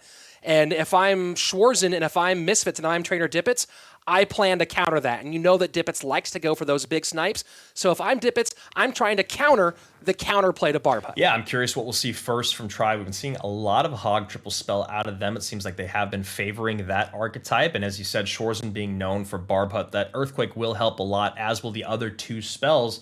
However, when it comes to double and triple elixir time, if that is the way he's going to roll, it becomes harder and harder to keep up with that quick cycle Hog deck, especially if they have a way to keep your Hog at bay. So I agree, it's going to be a lot of analysts out analyzing one another and just how many layers deep they're going to go. Let's jump on in. Game 5, King of the Hill, Jupiter King against Schwarzen. And, you know, I would not be surprised to see Jupiter King go Balloon in this situation. Maybe even, you don't see it very much, Minor Muskloon, which is still popular over in CRL East. Schwarzen cycling Heal Spirit to open. The King gonna snowball that off the board. Thought he was gonna eat it for a second. So Fisherman to the left-hand side. In response to the Musketeer, first 30 seconds away. Aggressive Mega Knight from the German. Yeah, and that's a really, really nice Mega Knight. As you can see, it's going to get some nice splash damage on that tower. And then the Heal Spirit actually hurting a little bit, keeping the Fisherman alive. Doesn't turn that Mega Knight around to the Lumberjack. Well, you see what Jupiter King was going for there, a bit of a miscalculation. He wanted to pull the Mega Knight in with the Fisherman and turn it with the Lumberjack. That's why he played the Lumberjack where he did, but the distraction doesn't work and the Mega Knight stays focused on that Princess Tower. Tons of damage to open things up. Yeah, and that's one of the more frustrating things. Such a slow-moving unit. You know how the splash is going to come in. Small attack range, but when you miscalculate it and the Mega Knight gets some splash damage on your tower, you only can blame yourself. And here we go. So it is Balloon for Jupiter King. And what I think he was waiting for at those opening moments off the Heal Spirit was he was waiting to see if Schwarzen would open with a Barb Hut and then play Balloon in the opposite lane. Didn't happen. Doesn't matter. That's tower down, left-hand side. Great call by Tribe Gaming, and now firmly in command. A good chance to close things out in Game 5 for Jupiter. Yeah, that is just devastating, completely devastating early on, because the one thing about going up against a Balloon deck is it can create such a massive presence, so much damage for so cheap when you get into that heavily flowing elixir that Schwarzen has so much makeup to do. Catch up to play. This is such a brutal matchup situation for Schwarzen because there's so many different options for defending the graveyard. The Royal Recruits, obviously, the Skeleton Dragon's Heal Spirit combination, and this is the kind of situation where Schwarzen needs to not give up a tower in single and then try to play for triple elixir. The exact opposite happened. Jupiter put the pressure on, and right now it feels like it's Jupiter's game to lose. And he's got such great single target DPS here, working with the Royal Recruits, which normally aren't great against the Mega Knight, but when you have something like a Lumberjack and a Musketeer behind focusing on that Mega Knight, it doesn't really matter all the splash damage that comes in on those Recruits because you have a way to deal with that big, beefy tank before he's too far into your own territory. Perfectly played by Jupiter King. Schwarzen's going to go for one more attempt here, and Jupiter setting up in the back. Graveyard going to come in. It does not feel like there is time to steal this one. Time ticking away. Tribe Gaming going to stay perfect through 3, open up their season 3-0. Still an absolute juggernaut in CRL West. Patient and precise execution there by Jupiter King early on. The Balloon strolls on through to the tower. Snowball comes in, 3 bomb drops plus the death damage, and that is all she wrote for our poor friends over at Misfits Gaming, who start their season 0-3 with a radical 180 in their lineups. Today, still not paying off. Yeah, and it feels like Misfits might be in panic mode at the moment, you know, pulling the trigger on changing their 2v2 this early. Maybe they felt like it was too much pressure to put Schwarzen and Bob in there. And maybe with not seeing Wings on King of the Hill twice in a row, there's something about Wings there that they're trying to find some way to use him in 2v2 because they don't expect to use him in head-to-head play for some strange reason. Yeah, I don't know. I just don't know. I wish I could kind of be a fly on the wall in their next team meeting and figure out where things are going wrong. And this is part of it. I mean, just look at how easy it is for this to come in. I mean, Jupiter King doesn't really do a lot fancy here. He just kind of takes advantage of his opponent, cycling a little carelessly, overspending here and there, and Tribe Gaming remains perfect through 3, having to go to having to go to 1v1 in their second match against Space Station Gaming, but still just dominating. Well, that's what you expect from this team. Everyone expected that early on, and of course that's what they delivered in for most of CRL West in the spring season, and no big surprises here. You had the 2v2. You thought it'd be Bob and Schwarzen, but either way, just outmatched Azelius and Buffmak. They might give up a game here or there, but overall, as a pair set-wise, they're so unbelievably dominant. And then again, even if they're so confident in the King of the Hill because they know how dangerous they are in 1v1 with Jupiter King. Yeah. So there's never a moment where Tribe Gaming is playing nervous, and that's huge, especially when you compound that with their talent level. So obviously we know what to do for Tribe Gaming. Just keep on rolling. Obviously, Misfits is probably getting frustrated with us calling them out, but what do? How do they readjust? How do they pick up a win? Because this didn't work today. I think you and I are both almost offended that we're not seeing Wings in the King of the Hill, but we understand them maybe trying to find another position for him. But whatever that they've done so far isn't working. What do they need to do? Is there a way for them to salvage this season? I don't know what the magic is here. You know, there might be reasons why Wings isn't playing King of the Hill that we're not aware of. We're not part of their team meetings, part of their conversations, but something isn't working so far. And it does concern me to see them pull the trigger on that 2v2 change so early on. And look, I'm not going to toot my own horn here. I said that I think that Jupiter should run Balloon in that game to counter the deck pool of Schwarzen. And I'm not a great analyst. I made that call. You got to think that Misfits should be ahead of the step on that one as well. So GG, well played. Game number 2 in the books. Match 3 coming up next. We'll be back in 5. Don't you go anywhere.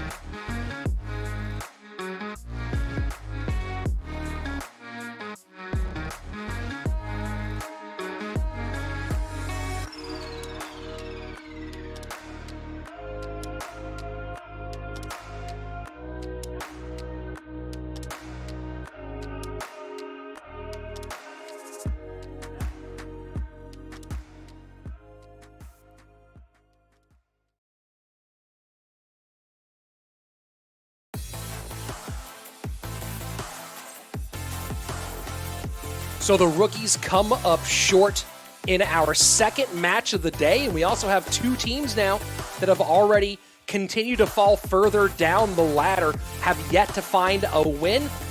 Tribe Gaming now 3-0. SK Gaming coming up now with a chance to also go 3-0, Andrew, against a team, Pain Gaming, that did have a win, but again, because of those penalties, had it vacated, and so now is technically, once again, looking for their first win in CRL West. Yeah, and that first win didn't come until week 3 in the spring, so having it quickly, having it in week 1, and then losing it due to penalties has got to be, I'd say, infuriating. Not even just frustrating, but infuriating, because it's something that is so easily preventable. We already went in on it yesterday. We don't need to continue talking about it, but Pain Gaming joining matches too early is the only reason why they've down a match that they won. That can't happen anymore, especially against a squad like SK Gaming. I think the 2v2 today, it's going to be rough. I think it's going to be pretty rough for Pain Gaming, because we've seen how well Morton and Sam can play with incredibly high cycle, massive interaction decks. Things like that, whereas other people will play higher beatdown. They'll play things like Graveyard, but I've never seen two guys on a 2v2 squad put up so many micro interactions that become impossible for even veteran duos to keep up with. Yeah, I feel like watching Morton and Sam play 2v2 is like watching one of the top players play StarCraft. Yes. You're looking at an actions per minute level, right? That's what we're talking about when you see these two guys work as a duo. It's a whole different thing. It's why SK's been so successful, and it's why this is going to be a tough spot for Pain. They have the head-to-head ability to win King of the Hill, and I said before, I'll say it again, I think Pain has the chance to win more King of the Hills than they lose. But having to win King of the Hill and 1v1 in a situation where they are, I'm going to give this an 80-20, maybe 90-10 advantage to SK Gaming in 2v2, going to be very difficult for Pain today, on top of their emotional state. Yeah, and Pain Gaming has gone 3-3 so far in their games this season, but one bright spot we really did see on their roster was Lucas. Lucas played very, very well in their last match, coming through in the King of the Hill and then 2-0ing in that 1v1 against Air Surfer. Yes, that win doesn't count in the record books, but they're riding high into this match number 3. ¡Que juega Lucas! No te me emociones nuevamente. ¡Tiró el teorema de Pitágoras completo, hermano! ¡Conectó dos! Sí, que la bola de fuego se quiere, y partida para Lucas, que la está rompiendo. Pain Gaming gets to go in this with nothing to lose and everything to prove. SK Gaming gets to go in this with everything to lose. They don't want to have to prove they're as good as the rookies. They want to prove that the rookies don't quite belong at their level yet. Ok, a Tigriça na frente. Olha a rotação de magia. Terremoto não foi suficiente. Jogo vitorioso. Então agora eu acho que o time da PEN vai pegar forte, vai vir bem e nós vamos conseguir a vitória. Acho que hoje eu vou arriscar pesado. 2-0 PEN. 600 el casa allá. ¡Pegó! ¡Ganó Lucas! ¡Ganó Lucas! ¡No te apuques!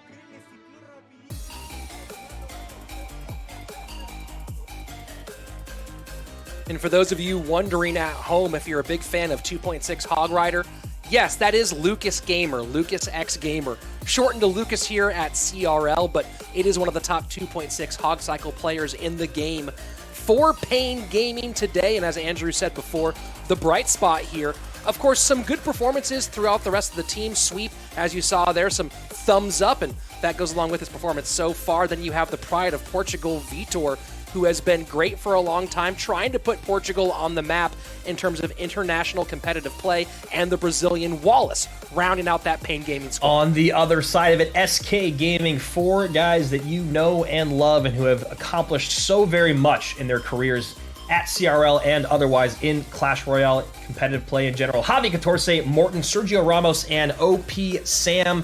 Morton and Sam most likely coming out in that 2v2. Javi going to be closing things out in the 1v1. Will we see Sergio in King of the Hill today? That is yet to be told, especially after a great performance by Sam yesterday in King of the Hill. Taking a look at our 2v2 duos today, no changes yet. Sweep and Wallace coming back out one more time for Pain Gaming with the ban of Giant Skeleton. And of course, Morton and Sam, one of the best duos to play the game, banning Tornado for our opening set. Let's jump into it. Game number 1, 2v2 SK Gaming at the top of your screen, Pain Gaming at the bottom. Sweep and Wallace taking one game off of the God RF and Lapicati and then losing the set. Then in their second match, we're able to take down Bob the Rock and Schwarzen 2-1. This is going to be another very, very challenging matchup. Pain is really hoping that the experience of Sweep, who has played some 2v2 in No Tilt League and the Clash Contender Series, hoping that that can help them pick up a couple of set wins. And of course, they already have one that they picked up last weekend. So at the moment, 3-3 in the opening set is the Canadian-Brazilian combination with Wallace. Here we go, Sam and Morton. You see having a Mega Knight on that right-hand side, going to work its way down, being supported by that Baby Dragon and a great high Rascals there, or Royal Recruits, excuse me, to catch the tank coming across for the graveyard. Still a lot of damage in anyway. Look at those skeletons in the back. 1642 in early for SK Gaming. Pain in trouble in the opening minute. Here we go. They're going to go on the offense very quickly, a fire back, if you will. And I don't know if that's usually the correct thing to do against the Germans. Usually they always are the type of duo to where when they sell out big on offense, they have the defensive responses to what they think you're going to play. So yes, they take some damage there, but they're still up 600. They're even in Elixir, and the King Towers are firing. Yeah, that's a whole pile of hurt there for Pain Gaming. SK using their name against them, and a perfect little Skeleton's Kite against those Skeleton Dragons. Yep, and then that King Tower helping out. Tower's basically even here, and the Germans doing what they do best, and that's 2v2 dominance. 3-3 split on the recruits in the back. Mega Knight with Musketeer going into the right-hand side to meet that push. Baby Dragon to the left.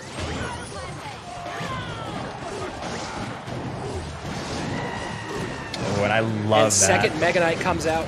Yeah, not at all what Pain wanted to see. No, I think Pain was expecting that Goblin Cage to come out again. I don't know if you were, but I definitely was. The second Mega Knight comes down and just spells a little bit more trouble here for that Ram Rider ever connecting. Well, the frequency that we see it being the Mega Knight P.E.K.K.A combination as opposed to Mega Knight, that's an interesting distinction. And this time, though, the double Mega Knights, meaning you have double knockback from that big drop. Yeah, and that really, really hurts this Ram Rider deck because you can already see how much Sweep and Wallace want to pile on either side of the river. There's always going to be great Mega Knight value coming in, and Sam and Morton have this incredible luxury of just sitting back and going, all right, let's take the most value that we can possibly get from it. We'll just hang out and see when they give it to us. And a nice little Skeletons protect on the left-hand side to keep the one-shot Musketeer alive a little bit longer. She does drop, but now another Graveyard push in on the right-hand side. 10:04 remaining for Pain on that right-hand And a frustrating moment there for Pain, having to use their biggest offensive threat as a stall, which is one of the best things in a Ram Rider, but the problem is they don't want to use it in this lane over and over. They need to be able to create presence on the other side of the map while not giving massive counter pushes to their opponents. An uncharacteristically large amount of spell value given there by SK to that Fireball on the right-hand side, Andrew. We'll see if that Elixir does come back to bite them at all. Nice Fisherman pull. Sweep and Wallace setting up heavy right now. Yeah, that's very, very true. And that poison is leaving a lot of these recruits untouched. Mega Knight probably going to come in on the right-hand side. No, they're holding. The King Tower activation played a pretty significant role in this one, as Sam and Morton doing a good job of pulling the recruits into the middle for the fight to take place there with all that extra firepower. Yeah, and it makes sense. Sam and Morton, two of the best min-maxers in the game, knowing when to take damage to get extra value on the board. You saw right there, they were happy to eat some damage just to get a naked fireball essentially on that right-hand tower. They're really going to start chipping away here. 6:48 on the right-hand lane. Final 30 seconds. Time running out here for Pain in the first game. Yeah, this is just a really tough matchup, too, because one of the biggest things about the Ram Rider as a win condition is getting that massive lump of units coming across the river. And you saw right there, the double Mega Knight is just one of the worst things to run into. And Fisherman still able with the log to control things. And you see what Pain thought. They went, hey, there's a double Mega Knight. Let's go the opposite lane. Yeah. Fisherman, log, GG, well played, boys. But up against a difficult matchup, played by two of the best. And I think that's exactly kind of what you and I were talking about at the beginning. Sam and Morton selling out on that right-hand side, so Sweep and Wallace go, hey, there must be an opportunity on the left. There's no way they have as much elixir as we do, so let's see what we can do to them. And what Morton and Sam always do, which is what we're talking about, is they make sure they are still safe. They're so good at defending with very little elixir. That's a big part of it. I mean, whether it's just the general understanding of the game between the two, the level of experience between the two, but they, we saw them defend big pushes with less elixir over and over and over again. And that's just a huge key that allows them to sell out on offense the way they do. And again, to get back to the matchup conversation that we have in 2v2, we've been having it actually more this weekend than I expected, but the double Mega Knight plus the cage, plus the log, plus the fisherman, all of those things spell disaster for Ram Rider as your win condition. And then also, they never were able to kind of turn and divert the attention away from the right side of the map the way that they'd like. Anytime that they had an offensive breakthrough on the left-hand side, Sam and Morton let them take a little bit damage, and then they punished it for them on the opposite side of the map. Well, and the defense just wasn't able to come together for Pain on those graveyards as well. They have a lot of pieces that can defend Graveyard between the recruits and the Skeleton, Dragon, Heal Spirit combination, Snowball, and Log to clean stuff up. But Sam and Morton did a great job of creating room for the Skeletons there and punishing with spell damage, and Pain just could not keep up with it. Yeah, so speaking of spell damage, I'm really curious to see what Sweep and Wallace do here, because a lot of the time we've seen in match number 2, Morton and Sam go a little bit more cheeky, if you will, and a lot of the times that usually just means bait because they're so good at it. But they are also very intelligent, as is their coach. If most people, including you and myself, are expecting them to do bait, if it's something that's kind of become a tradition, if you will, when they pick up game 1, I think they go the exact opposite, and maybe once again they pull out something like a balloon in game number 2. I wouldn't be surprised to see that balloon graveyard freeze combination that we saw earlier that's come out of the East, coming out of Ponos. So that would not shock me here, trying to maybe stay up with the meta as time goes on. Of course, only time will tell as we jump into game number 2 here in a moment. Pain Gaming backs to the wall. And man, you got to wonder how much they're feeling that loss of that win right now. Yeah, it's just tough because, it is a really bad matchup, but it's also a really bad matchup against a great 2v2 duo. So I think the most important thing as we hop into this next game for Sweep and Wallace is to forget what just happened. I truly believe that's the best thing they can do for themselves. And look at that. So probably quad bait out of SK Gaming. So maybe going a little bit more down the predictable line, and maybe they might also just go, hey, I don't care if you do try to counter it. We're just better at this than you are. Yeah. And there it begins. And there you go. Up against Log, which you maybe expect over Barb Barrel in this situation. So you saw them go outside with the Goblin Barrel there, the left-hand or outside placement, maybe hoping a Barb Barrel might miss one of those Goblins. Not going to happen here. Yeah, and what I really love about this deck is it feels like Sam and Morton use it so much to feel out their opponents in single elixir, steal a little bit of damage where they can, but it's really once we get into double that you'll start to see the Skeleton Barrels and Goblin Barrels fly on both sides of the map, completely in sync and completely out of sync for the defense to get any sort of spell value. Fireball takes off the first set of Skeleton Dragons, and again going to the outside with those Goblins. Yeah, and here we go. That's the first moment showing us Sweep and Wallace are going to have a little bit of difficulty keeping up with the cycle. Already a Goblin Barrel coming in and only a Musketeer to defend. Well, again, I'm very curious to see what their small spell situation is. We've seen the Log so far, but we didn't see a small spell used against that Goblin Barrel. Now you have the Bomb Tower picking up the next Skeleton Barrel. I'm very curious if they're going more heavy on the big spells, which would mean a lot of negative trades or have to sacrifice damage. Agreed. I think that's probably the situation. And I think one way they can kind of stop the bleeding with all of these barrels is to start cycling, just like that, their Royal Recruits in the back. So here we go. Skeleton Barrel will drop a little bit high, put some damage on one of those Skeleton Dragons. Double elixir beginning to flow, and now comes the first big push out of Pain. And that balloon going nowhere near the bomb tower forces the snowball to come out and push it back in. Yeah, really, really great snowball there to get that raged up balloon back in trajectory to land on that bomb tower. Sam and Morton playing this very, very well so far. 2042 top right-hand tower for SK Gaming. 18-14 on the bottom left for Pain. Currently it is the Germans with the lead, but not by a ton. And that log to take that Goblin off the board. A great snowball still going to the outside is Sam and Morton. So all damage mitigated there by Sweep and Wallace. Really nice. Log in to get some shields off some recruits, a bit of chip on the right-hand side, and now Skeleton Barrel in on the left-hand side as well, and a couple skeletons do escape down to 1680, and the cycle begins to go a little heavier as we enter sudden And death. that is a great decision by both squads. Sweep and Wallace ignore the barrel, trying to get some damage in on this tower, but unfortunately for them, Sam and Morton expected it. Dark Goblin on the right, Goblin Barrel on the left, and their fate here in 2v2 starting to get sealed up. You know, it's funny. Here I was thinking that maybe Sam and Morton go with the combo balloon graveyard deck, and it's Pain Gaming pulling it out, and maybe this is Sam and Morton being a step ahead going, we know how cool this was to watch it in CRL East. We know everyone wants to run it. We'll run something that beats them. Yeah, and really this cycle is becoming devastating to keep up with. The Dark Goblins, so much single target DPS, the way that they've been using this bomb tower in conjunction with the Rage DPS and the Snowball really paying off.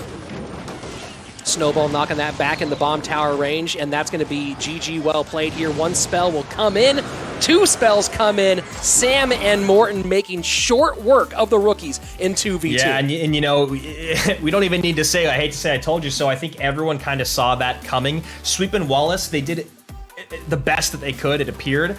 They need to just take this and learn from it. That's it. When you play against a team like Sam and Morton, we know how good they are. Every other 2v2 duo, all the best 2v2 duos in the world know that they are top tier, top 1%.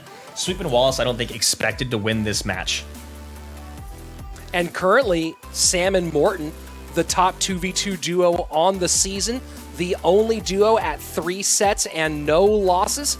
Currently 6-1 as a pair in the fall. Yeah, they've taken down Bale, Lindsay, Benihu, Kuchiku, Sweep, and Wallace, so they still have yet to face off against SSG and Tribe, but still, what they've done, it doesn't feel like anyone's gotten close to them. So now the question is, how does Pain Gaming survive in King of the Hill to push it to the 1v1 where we can see Lucas and Javi face off? Because I think that's their only chance.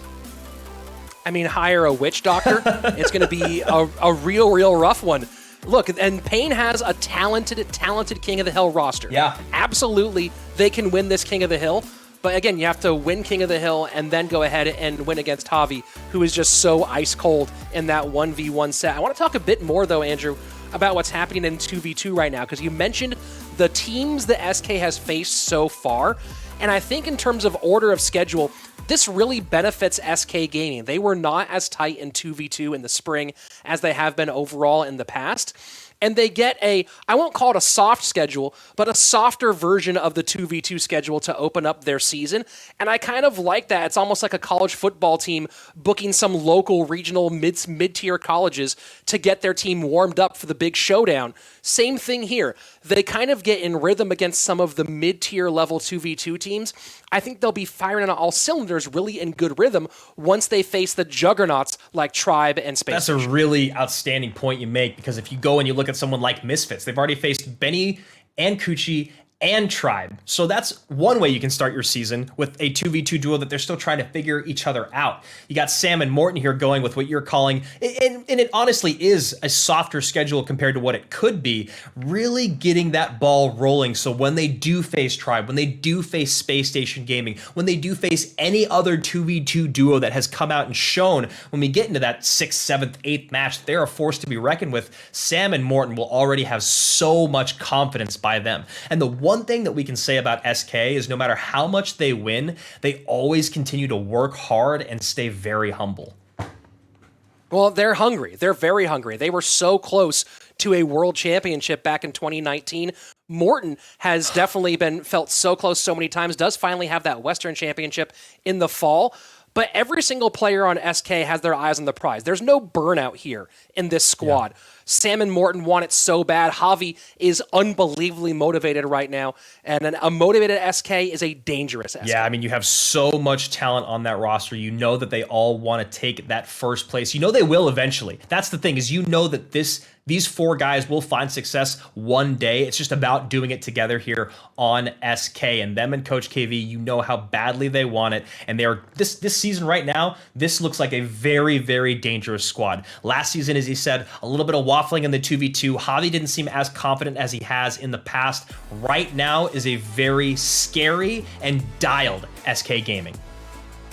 And a bit of a surprise here, Andrew, in my opinion, not seeing Vitor in the King of the Hill. Sweep leading things off, Wallace, then Lucas. Sergio Ramos, the kickoff player for SK, then Sam and Morton. Let's go ahead and start game number 1. Sweep making his head-to-head debut. Vitor falling to the God RF and falling to Bob the Rock. Maybe that's why he's taking a seat today. Yeah, very interesting. Sergio Ramos, good to see him get back in the mix. Yes. You know, he is the only player not currently in the SK Gaming house in Germany. I'm sure he'd love to be there with his teammates.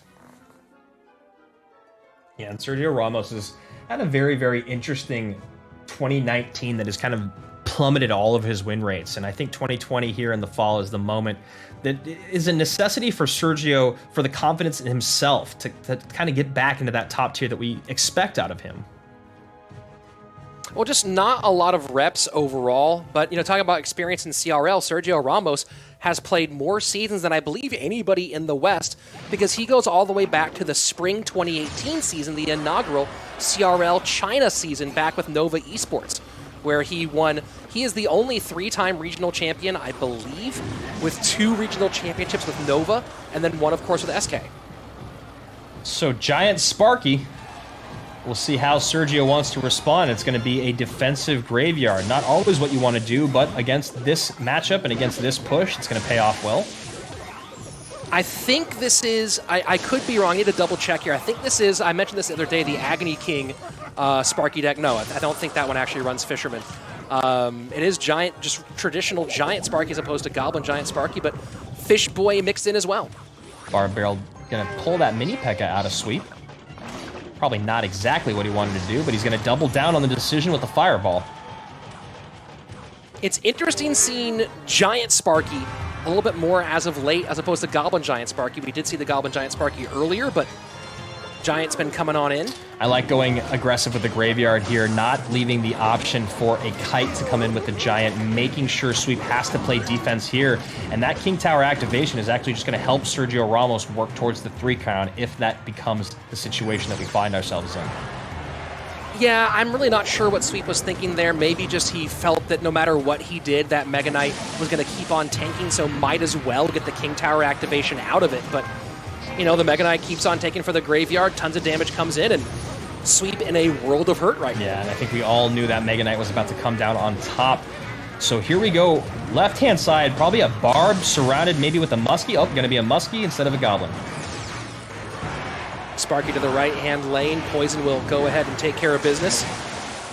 And this is just going to be about playing defense for a couple of minutes, a couple of moments, getting back to 1 more Poison and sealing the deal. Yep, and a big win here for Sergio Ramos to put him back in that win column. It does come at the expense of another rookie here for Pain Gaming, but either way, I'm pretty sure SK Gaming happy to take the W, and so far the woes continue for Pain in King of the Hill.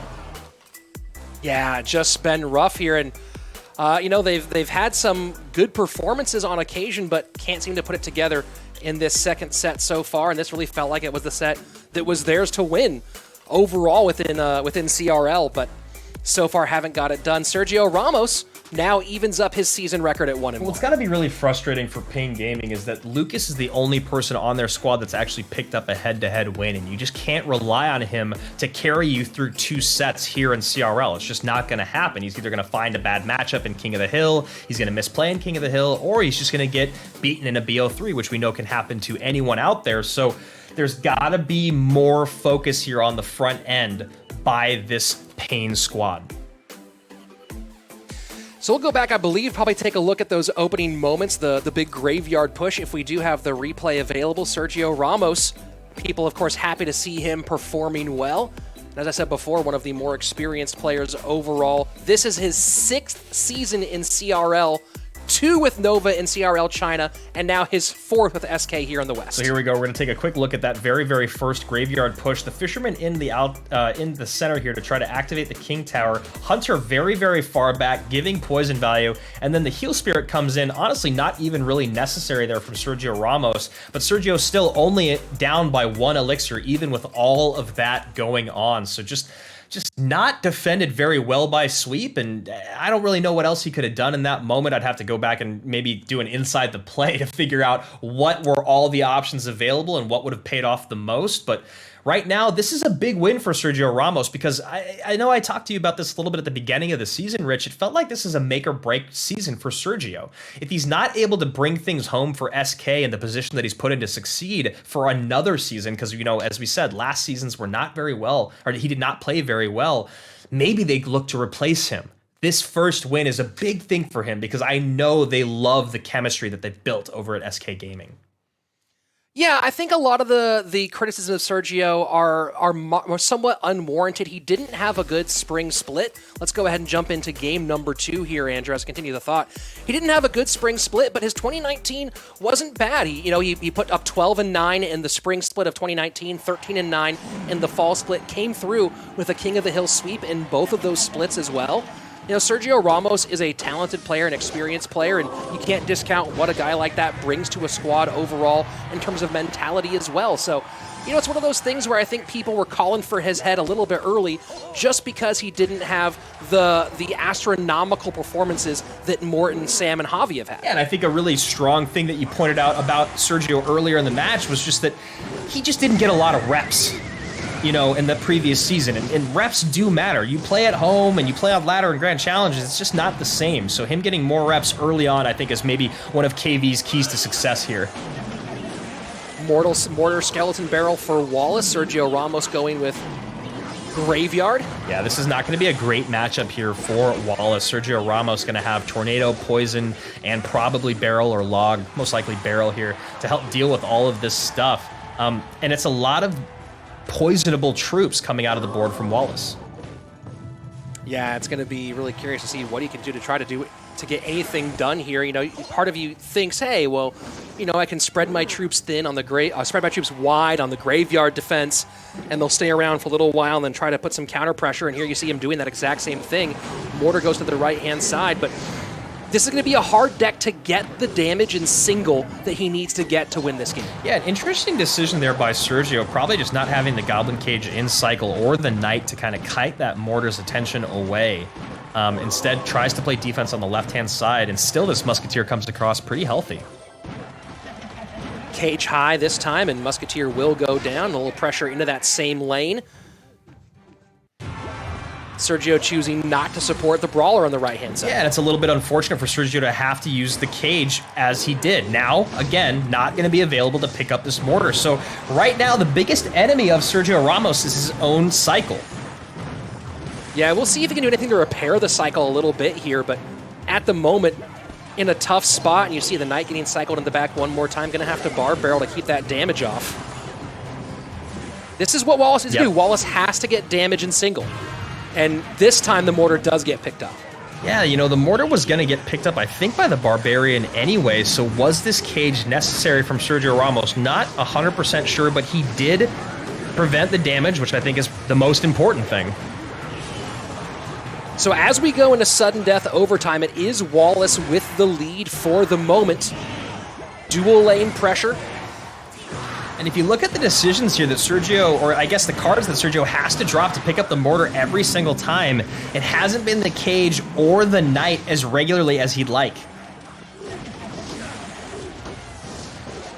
Skeleton Barrel this time does get picked up by the Cage on the left-hand side. The Mortar, though, has been the real issue so far for the SK Gaming player, and that's a nice bar. Barrel does miss one Goblin. And that's another mistake by Sergio. He lets that Mortar lock onto his Ice Wizard instead of it locking on the Brawler, which was working its way towards the Mortar. Could have got the Ice Wiz down second to prevent one of those shots and provide more defense. So right now, Sergio making a lot of mistakes. Final 90 seconds. Baby Dragon high.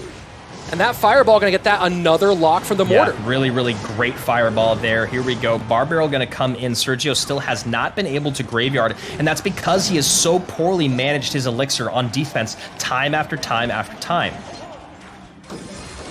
Knight cycled in the back. Ice Wiz behind the cage, and Mortar high one more time, and just enough does walk up, but Fireball now will support, and the pressure right now from Wallace is astronomical, and he needs to do that. He needs to prevent Sergio from being able to pull off a graveyard. Yeah, so right here, Sergio finally clearing stuff off the board, but not able to find enough room to graveyard because of how much elixir was spent. Here we go. Baby Dragon coming across. No time. There it is. There's the graveyard. And Poison will get value on the Musketeer, and a good NATO to clear all of that out. Gonna have to just Bar Barrel on the right-hand side and focus on doing damage on the left instead. There you go, Ice Wiz in the middle. Needs to do something to make sure that mortar does not lock this time. Plays the Knight right into the mortar, and the Ice Wiz stays on the board. So good turn there for Sergio with 10 seconds left. Yeah, really, really fortunate that stays alive. Ice Wiz takes that shot. Here we go, a really, really nice high cage. Gonna clear all that up. Sergio gets some damage in on the tower with the poison, almost able to steal it. Skeleton's not enough, and you can see Sergio realizes, man, maybe I should have went just a little bit harder to support that graveyard. Man, just a rough one there for Sergio Ramos. Really, really well played by Wallace overall, but Sergio just wasn't able to put together the rhythm that he needed, and it really felt like his cycle was in a bad spot early on in the game. Yeah, and you know, we talked about him trying to repair it throughout, but he continued to make wrong decisions, and it was maybe because he just wasn't able to make the correct ones based on what was based off of what was in his hand. But when you're using your Ice Wiz to pick up mortars more regularly than your Knight or your Goblin cage, that's already an issue. When you find yourself dropping units to soak up a mortar shot, but then it's actually focused on your support troops, that's another massive issue. There's just so many things that Sergio did here with actually a pretty good matchup in my mind that really kind of just, he put the nail in his own coffin in this battle. Well, it's one of the thing that he did very well, that Wallace did very well, was he continued to stretch Sergio thin.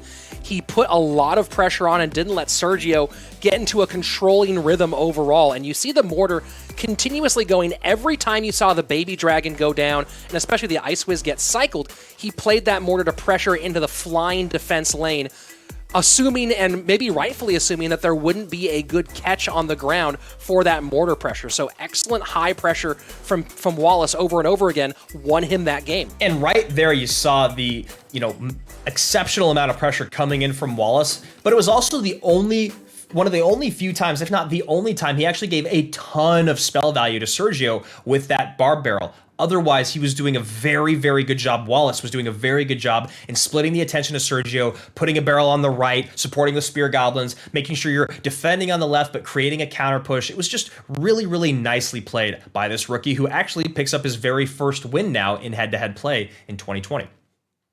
Congratulations, Wallace. And a big part of that, Andrew, we saw him over and over again pressure with the Skeleton Barrel and force the Bar Barrel to be played defensively and never give a cheap push, a cheap 7 elixir graveyard push the opposite way, never give value for the Spears or the Goblin Gang at the bridge. Instead, it was forcing him to play that. And that's why you saw, part of why you saw Sergio Ramos trying to pick up those Skeleton Barrels with the cage, but then, boom, opens up the lane for the mortar. It feels like maybe he pays a little bit more attention to the barrels with air DPS units. He tries to hold that cage to focus on the mortars, then get the Knight down, but that's obviously all if things go perfect and your cycle's right where you need it and your opponent doesn't make you make mistakes. So really, really well played. Let's give credit where credit is due by the rookie there. Sergio Ramos does his job, though. He picks up 1 win. Now going to take a seat. Most likely up next, I believe it's Morton. Is that correct? Yeah, let me take a look at that one. And OP no, it's going to be OP Sam. OP Sam up next, so all tied up 1-1 right now between Pain Gaming and SK in our King of the Hill set. Wallace, congratulations again on your first win here in CRL, but now he has 2 juggernauts across from him. former #1 on ladder OP Sam, who has been a genius in this league for a very long time, and then Morton behind him if necessary. Of course, don't forget, though, behind Wallace is one of the top players in the world and a very, very talented young rookie in Lucas, who certainly, despite vacating the win, must have a lot of confidence coming into this Yeah, weekend. he's got to feel very, very happy about the way he played. The other thing to note here is SK Gaming once again playing the long game, not wanting Javi Catorce to burn any decks in King of the Hill, having him fresh for that 1v1 set, knowing how talented the other 3 players are on the roster, letting them get in all the work in King of the Hill, and hopefully preserving their 1v1 phenom for when he is an absolute necessity. So here we go. Let's hop into this next game of King of the Hill. OP Sam at the top for SK Gaming. Wallace coming off of a win over Sergio Ramos at the bottom for Pain. And just Skeleton Log Cycle to open things up for the German. And OP Sam here, we've seen a lot more Miner today than maybe one would have expected. I'm happy about it. Miner is still one of my favorite cards of the game, obviously because I'm a Miner Mortar Bait player at heart, but I still love the mechanics of the Miner. I think that the slight nerf to damage is actually, I think it was appropriate, and happy to see that it's still strongly in the meta. Miner wall breakers for Sam. This was such a dominant archetype and a nice King Tower activation there from Wallace playing Graveyard. Really nice King Tower activation. That's going to help so much as we get down the road and you find Wallace struggling with getting enough DPS out in time on those wall breakers. And that, of course, puts Sam on notice. Probably felt it from the Ice Wiz to begin with, but going to be limited for at least a while in that Miner placement against the Tornado. Yeah. A bit surprised he didn't go to the back there, knowing the Tornado was out of cycle. Yeah, that is a very good point you make, and you know, Sam knew it was going to happen eventually, whether it was with the Miner or the wall breakers. Wallace just did it very, very early on. Going to go ahead and just eat the Ice Wiz damage on the right-hand side and let his Knight try to go all the way in here on the left. Picked up by Wallace's Knight, 90 seconds away, and so far, Sam ahead by just a hair in the left-hand lane. 3 more shovel hits in from that Miner, and Sam just slowly chipping away on both sides here, doing what he can, or really I say attempting to chip away on both sides, and there we go. Yeah, Wallace eating quite a bit there on the right-hand lane, maybe just setting up to defend on this left-hand side and go for a counter push.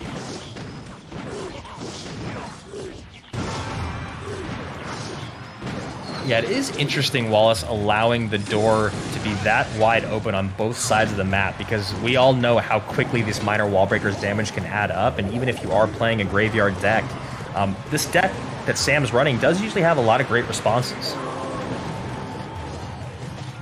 And I like that Sam isn't worrying about that King Tower activation too much right now. You've seen him vary that Miner placement a bunch, knowing he'll still get some good damage and that a Miner on tower is more valuable than a Miner call. So here we go, that Knight working against Sam, giving a lot of splash damage to that Baby Dragon, and that's one thing that we all know happens when you play that Knight up high. Yes, it will tank, but he will be distracted by the skeletons, and a lot of times help the Baby Dragon of your opponent out. And look at that, one more time. Wallace assuming that Sam goes to the safe spot because of the King Tower activation, but Sam goes to an unconventional spot on the inside of the Princess Tower, gets a little bit of damage that he wouldn't have got otherwise. What Sam needs to do now is really turn up the heat on the right-hand side, so much so that Wallace gets a good enough counter push to start committing to the right. Now you see it. A lot of damage comes in on that right-hand side, but Wallace still knows that he's got to focus on the left. So Wallace doing a very good job of adjusting to what the game that Sam is trying to make him play. Bomb Tower, Knight, and Skeletons in defense. They hold off a lot of that damage, but very far behind on Elixir right now is the German. Wallace in a good spot as we go to the final 90, ahead or behind on damage, but in a good spot Elixir-wise. Yeah, so here we go. Sam keeping strong here. Miner going to go up front. Nothing there. There we go. Bomb Tower to catch those wall breakers. 948 on the bottom right-hand side, right across from that 1201 for Sam. Graveyard in, now pushing the same lane as the German is the Brazilian. Yeah, so you see that Sam has to go high with this Bomb Tower to prevent that Knight from just walking all around and giving a ton of splash damage to that Baby Dragon. A second Knight comes down because of the same reason. 728, the lead for Sam does disappear. Miner to the opposite side now. Wall breakers gonna come in late here. Barb Barrel will still stop the connection. And I like this. Sam plays that Musketeer offset to the right, which baits out this Bomb Tower. Skeletons create just enough space for that miner to slip in. Really, really sharp defense there. And these wall breakers escaping, being tanked for by the miner. NATO has to come out on defense. Final 30 seconds. This graveyard trying to go to town on the right-hand side. Right now, Sam really, really in trouble. It seemed like that moment right there where Wallace had to use that NATO could have been a moment for Sam to break on through. But now it feels like it's slipping through his fingers and just out of reach. Final 10 seconds. Sam does have a lot of spell power he can put in. Can he prevent the graveyard damage and poison in? Can a fireball log do enough? Will the knight get there? It does not. Log tries to do it, but no, the NATO seals it. 312. Falls on the right-hand side. Wallace 2 up, 2 down for Pain Gaming. 76 HP gives Wallace another victory. Very, very well played by this young Pain Gaming player, keeping it, staying strong, not making too many big mistakes, and never overcommitting with that graveyard. So he always had a response to Sam's wall breakers. Sam went for a couple of really key moves there and nearly got the value out of them that he wanted, but when the wall breakers kept on being unable to connect, Wallace had a good answer every time, alternating bar barrels when appropriate and bomb towers when necessary. Very well played by the rookie. 78 HP can be made up by basically anything in the game. There's only a handful of units that do less than that, so Sam probably hurting over this one, but Morton will be up next. He's got to go through Wallace and Lucas, and that is just to... that is going to be to secure the match. That being said, Wallace and Lucas, they get 2 more chances to extend this to a set number 3. You know, look at how much time we have left on the clock, Andrew, and look at Sam's hand. There's a question mark there. Fireball hasn't come out, and we are in the final 20 seconds of gameplay. And a big part of that is that Wallace was never giving a good opportunity to his opponent to use the fireball for value offensively to get both tower damage and take care of maybe the Ice Wiz, which is the only really great target. Yeah, that's a really, really great point you make, and that, first replay kind of showcased exactly what you were talking about. Maybe if he goes to that number 1 spot, Miner fireballs, takes the Ice Wiz off the board, gets a couple more hits in from that Miner, so maybe just being a little bit more aggressive, a little bit more reckless early on could have paid off for Sam, because he's got defense pretty much locked down for the most part, and if he didn't, it's felt like he was already in trouble. That being said, both of these decks do have a tough time in the 2-tower game, and I think Sam still fares worse just because going for that 3-crown, that true 3-crown pressure with wall breakers or miner is really, really difficult to do. But yeah, maybe just a little bit more aggression out of the German early on would have created that space to take that tower. Here we go, game number 4, Morton up for SK Gaming, and now it feels like the tables have turned, Andrew. We talked about the possibility, let's go ahead and jump into the action here. We talked about the possibility that Pain might win more King of the Hills than they lose, and it feels like the momentum has shifted here. Wallace could get a sweep, and if he doesn't, Morton has to face their best player in Lucas. Yeah, and well, we know Morton is up to the task, but obviously not a situation he'd like to be in. And Morton also one of the, I'd say probably the favorites out there when it comes to miner, or when it comes to wall breakers. He has been a guy that's been running this for several months, just every different version of it possible.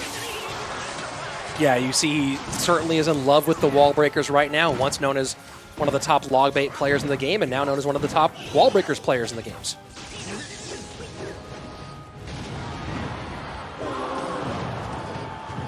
So Musketeer control on both sides, just making sure that you're always aware of the high single target damage from the purple-haired lady. And you understand why Morton loves wall breakers so much, because it has that same ideology behind it of really making your opponent use their spells where they don't want to, and then punishing big time with a connection from the wall breakers, or what he used to do, which was a massive connection with Goblin barrels, which I've never seen a pro connect more with Goblin barrels against an opponent that had the correct responses than Morton. He was very good at stretching you thin. A solid decision maker is Morton. Royal Giant goes the opposite direction, and a good kite keeps that Musketeer 100% healthy. Yeah, and so that makes it so Morton can only play defense on the back end. You see the Knight come down really, really late. Going to pay off well for him defensively.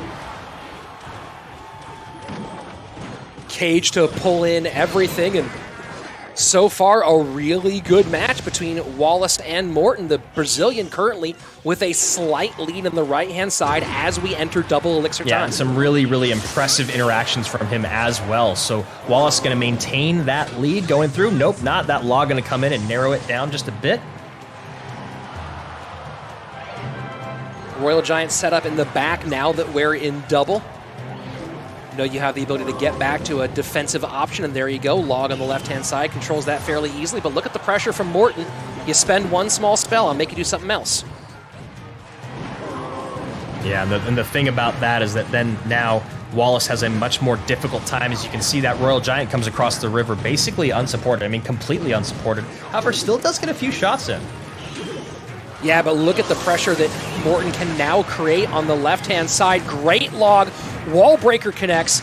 And I think a part of that was the Musketeer wandering into no man's land on the left-hand side. Yeah, definitely. Just misplayed a little bit there. And now the Knight back up. You can imagine that Morton wants to stay on the offensive. Here he goes. Yeah, Miner in, still taking for the wall breakers. E-Wiz, well played by Wallace to save that. But now two of his top damage troops and control troops, both low on elixir, or both low on health and behind on elixir. So now you see Wallace cycling that cage early, so Morton's just going to send in a Miner and then support the right-hand side. Musketeer connects. Really, really great plays by Morton. Look at that. Man, unbelievable. Fireball clears off the Musketeer. Morton certainly in control right now against Wallace. 90 seconds left. A very close game, but it feels like Morton's starting to make the game be played the way he wants it to go. Yeah, and one of the things I admire the most about Morton and his gameplay is he's someone that is very, very happy to switch lanes all throughout an entire match. He's always down to change the momentum of the game so that it favors him. A lot of times people will get bullheaded and think they have so much damage done in one lane that they can't commit to the other. Morton is someone you will never see do that. And you see Wallace now being the one switching lanes. Bomb Tower going to be played in response. Heal Spirit will get a big-time heal, and this RG could present a little bit of trouble here. Will it get a shot? And it does. Very, very close right now. Morton goes the opposite way. Morton goes opposite. Wallbreaker's going to take that cage off the map, but Miner in, bringing that tower down below 800 HP. However, that Royal Giant will even things up very quickly. Final 30 seconds. SK Gaming's Morton with the lead.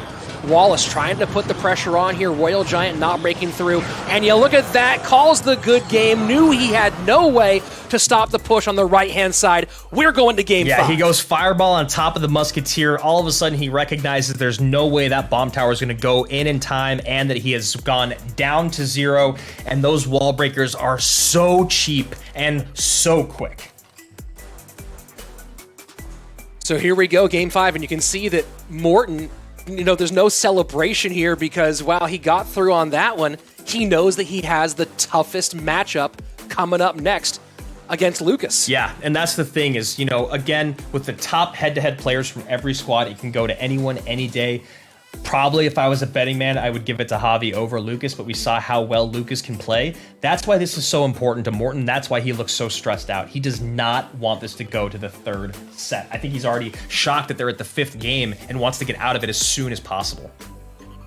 Here we go, taking a look at the replay, and this, I believe, is going to be the finish. You see the E-Wiz playing some cleanup on the right-hand side, and Morton's going to set up way in the back, easily defend this Royal Giant.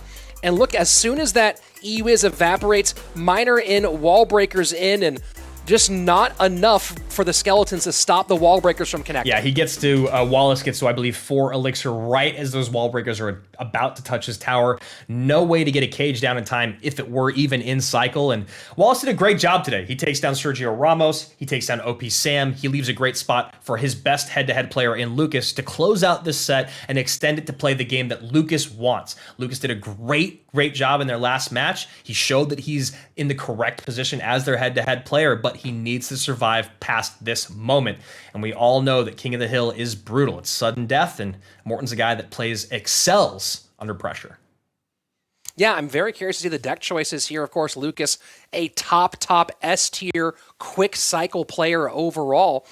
Morton has to be expecting something that gets around quickly, so the question is going to be, does he go the same direction, or does he go a bit heavier? We all know, of course, that while Morton does favor minor wall breakers or wall breakers play in general, also a pretty big fan of course, the Royal Hogs. Yeah, Royal Hogs is a big win condition that he's a fan of, and he's really, really great at splitting pressure in dual lanes, as you saw with the minor wall breakers deck. Let's see if he does it this round again, maybe with the Royal Hogs instead.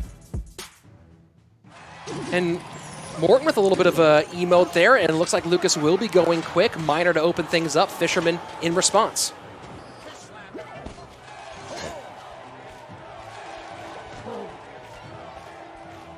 So Fisherman, Heal Spirit, Hunter. Such a popular combination, and it's Lucas going minor wall breakers this time. And you see a little bit of a nod there from Morton. Yeah, and that again, it's always surprising to me when someone runs something that someone's known for. Now, yes, Morton is known more as a log bait player, but I have to argue that over the last several months, maybe even year, he has been known as more of a wall breakers guy. Well, you have to expect something that gets around quickly from Lucas, and maybe that nod from Morton was, okay, yeah, it wasn't just an acknowledgement of the deck, but an acknowledgement of an expectation. Yeah, that's a good point, because if you look at what Morton has here, he's got a lot of really, really great responses, and he's going to be able to support his Royal Giant pretty cheaply and defend cheaply, right? Log stops the wall breakers, Skeleton stop the wall breakers, so that means Lucas has to spend 5 elixir to make his wall breakers effective. Royal Giant behind King Tower in single. And this Heal Spirit does not heal up the Royal Giant. Musketeer, because of the Fireball, I think, stops a half step short. Yeah, not quite where he wanted it, but still damage in, and a very, very close game here so far. Entering double elixir time, and 1978 to 2061, less than 100 HP separating these two. Minor wall breakers to the left. Log Skeletons combination to clean that up. That's exactly what we're talking about. Log Skeletons only cost 3 elixir versus the 5 that was just spent by Lucas. Now that he gets a Royal Giant down in the back, and this is going to be the name of the game. As long as Morton can defend very cheaply and efficiently, he's going to set up big pushes to the right-hand side. And this time, minor wall breakers going left. I don't know. There we go. Log does come in, and Heal Spirit not going to support this Royal Giant push on the right-hand side now.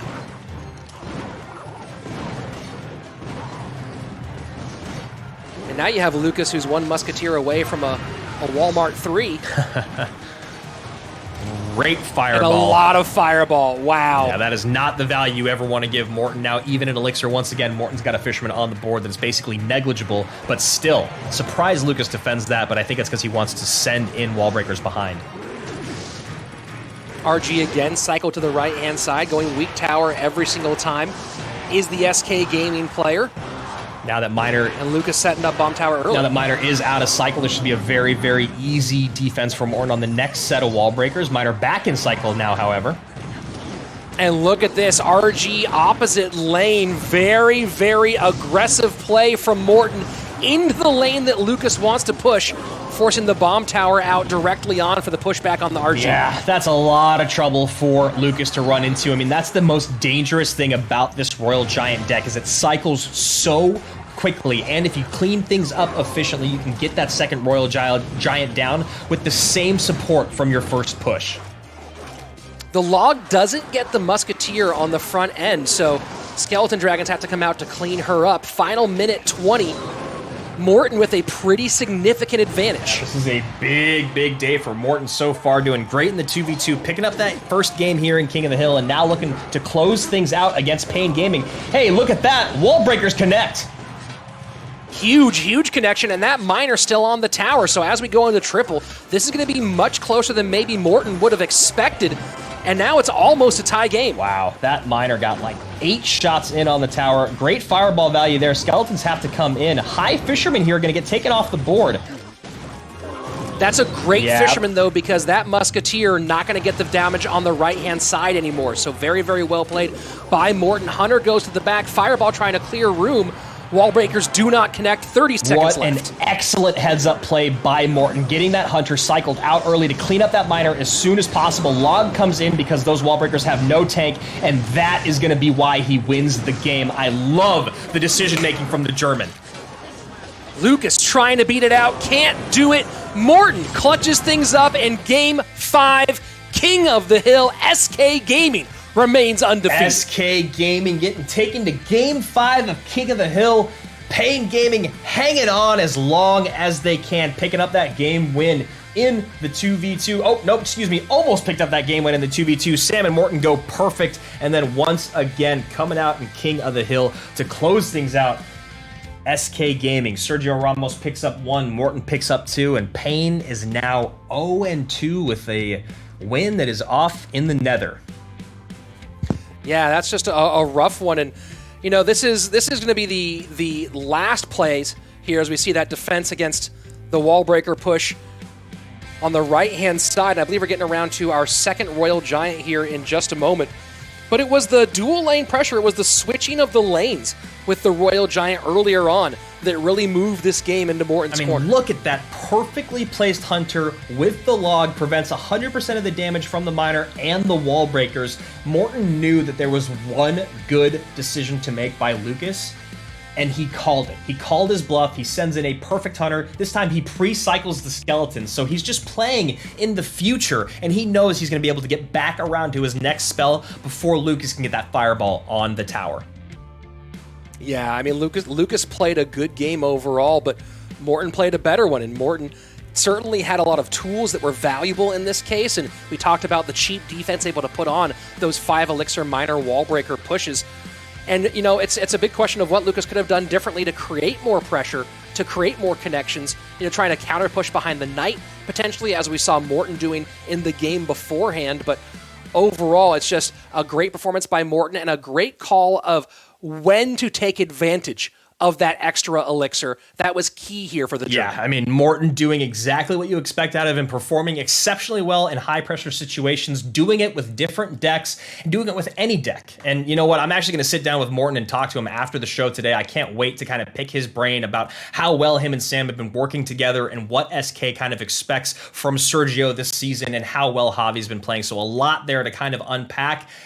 SK Gaming looking the way that they should, looking the way that you expect after looking at the talent on this roster. This honestly, it's not surprising at all. Pain Gaming, you and I called all 3 matches today, and that's a tough thing to do when you have to bet against SK or Tribe. Yeah, it's certainly a hard one, and you know, Pain certainly feeling that vacated loss, a vacated win even more. Although you take a look, you know, let's talk about, we have 2 3-0 teams now in SK Gaming and Tribe Gaming. Who do you feel more excited about at this stage? Tribe has stumbled in the 2v2 where SK Gaming hasn't, but the Tribe head-to-head play has been absolutely perfect as well. You know, it's so crazy because I feel like it's a coin toss in the 2v2. It could go any way on any day. I still give King of the Hill edge slightly to Tribe Gaming. However, I actually give it back to SK Gaming in the 1v1. I know it feels like wrong coming out of my mouth to say that I'm betting against Jupiter King in the 1v1, but there's just something about Javi. There always has been something about Javi, and then once again to see him playing the way that he has this season, I give him the edge in any 1v1 matchup right now. Well, we talk about S-tier players, but we don't talk about X-Factor players. And that's what Javi is. He's an X-Factor. And we've talked about that before. The moves, the sort of the trickeration, the things that he'll pull off that are high risk, high reward, but in his hands, the risk lowers because he doesn't play them in risky moments necessarily. So Javi is definitely an X-Factor. Cannot wait to see when Tribe and SK go head-to-head. Right now, 2 teams at 3-0, and now we have also multiple teams that are currently without a win at this stage. But I have to say that of the 3 teams that took an L today between Chivas, between Pain Gaming and Misfits, I still feel really good about Chivas. I think they should walk out of today pretty positive about their overall play level and feeling good about next week. Yeah, I agree. And I think probably the team to walk away feeling the most stressed out right now as we look at our standing, it's going to be the team at the very, very back end of our standings, and that's going to be Misfits. Misfits now at a -5 differential puts this, not only are they behind by a match, but they've got a massive differential to overcome.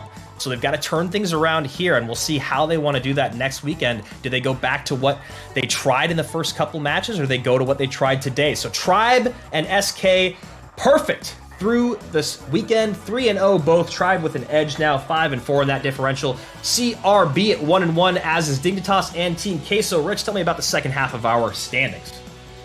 Space Station Gaming all even now. Really excited for the return of RF's friend and teammate Crap will be back next week. Team Liquid, the defending world champions, pick up a victory today. Chivas Esports with a rough loss, but still, as we said before, should have a positive outlook. Pain Gaming in 9th place, and an unfortunate 9th place on top of that. Really, they should be in 8th at this point.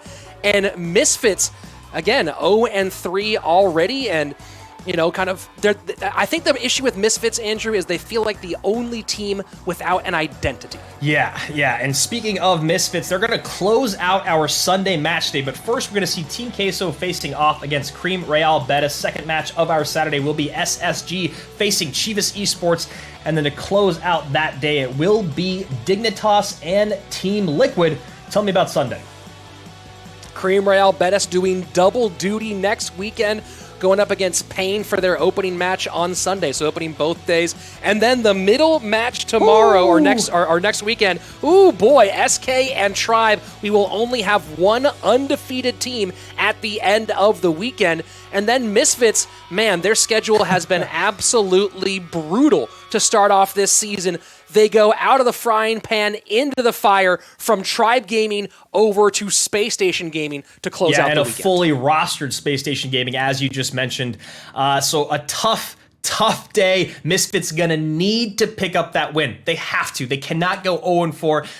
Although the second half of their schedule may be a little bit more forgiving, that's still a big deficit to come back from. And speaking of the God RF and Crap, guys, make sure you go and you check out Stats Royale today for our special chance for you to play against the God RF right here on a CRL broadcast. The top 50 players there will get on a leaderboard. The top 5 will get a little bit of swag. And of course, number 1 will get to face against the God RF during our break time battles. Those will come up in the 5 minutes in between our matches. So go and figure that out on Stats Royale today. As soon as we're done broadcasting, which is going to be very, very soon, find out your chance to win. Yeah, I mean, there's no reason not to go for it. I didn't read the chat today, but what I'm guessing is 1 out of every 30 comments was, I'm better than these guys. Well, go ahead, take your shot. Try to prove it. There's an opportunity for you to go up against one of the best, the God RF. So let's see if you got what it takes. And of course, if you haven't yet, Andrew, I know that all these guys, I know you're already subscribed. Subscribe to this YouTube channel, ring the bell for notifications, make sure you don't miss any action. We're only on week 2 of our group stage. We have a lot more group stage, and of course, our BO5 set playoffs and championships coming up. Oh yeah, on top of that, World Finals in Shanghai, China this year. Cannot wait. Another massive day for me when it comes to Fantasy Royale. Very, very happy having Buffmak and Morton on my roster. Don't worry, I won't talk about it too much, but I will say I'm feeling pretty good. Going to be up in the 30s, so make sure you get your Fantasy Royale lineup set to win that 250,000 gold, that 100 gems every single Saturday morning before we go live. I'd probably do it safely by like 9:30 Pacific to make sure you get those roster changes in. Yeah, I'm going to have to go ahead and DM Sean Kim, coach of Tribe Gaming, because I had a choice. You go Azealis or Buffmak for Tribe Gaming, because you know that they're going to be in 2v2, and then which one appears in King of the Hill. And Sean, you did me dirty 2 matches in a row. So I'll have to make some changes for next weekend and try to catch up to my friend Andrew over there. Andrew, we were right on down the line today with predictions. Liquid taking the win, Tribe taking the win, SK Gaming taking the win. Who's your MVP for this Sunday? I think it's going to be the man that just closed things out, and the guy that I'm about to sit down with. I have to go with Morton. Morton, huge performance. 2v2 win for SK Gaming. King of the Hill closeout. Guys, that's it for CRL West today. We'll see you back here next weekend, same time, same place.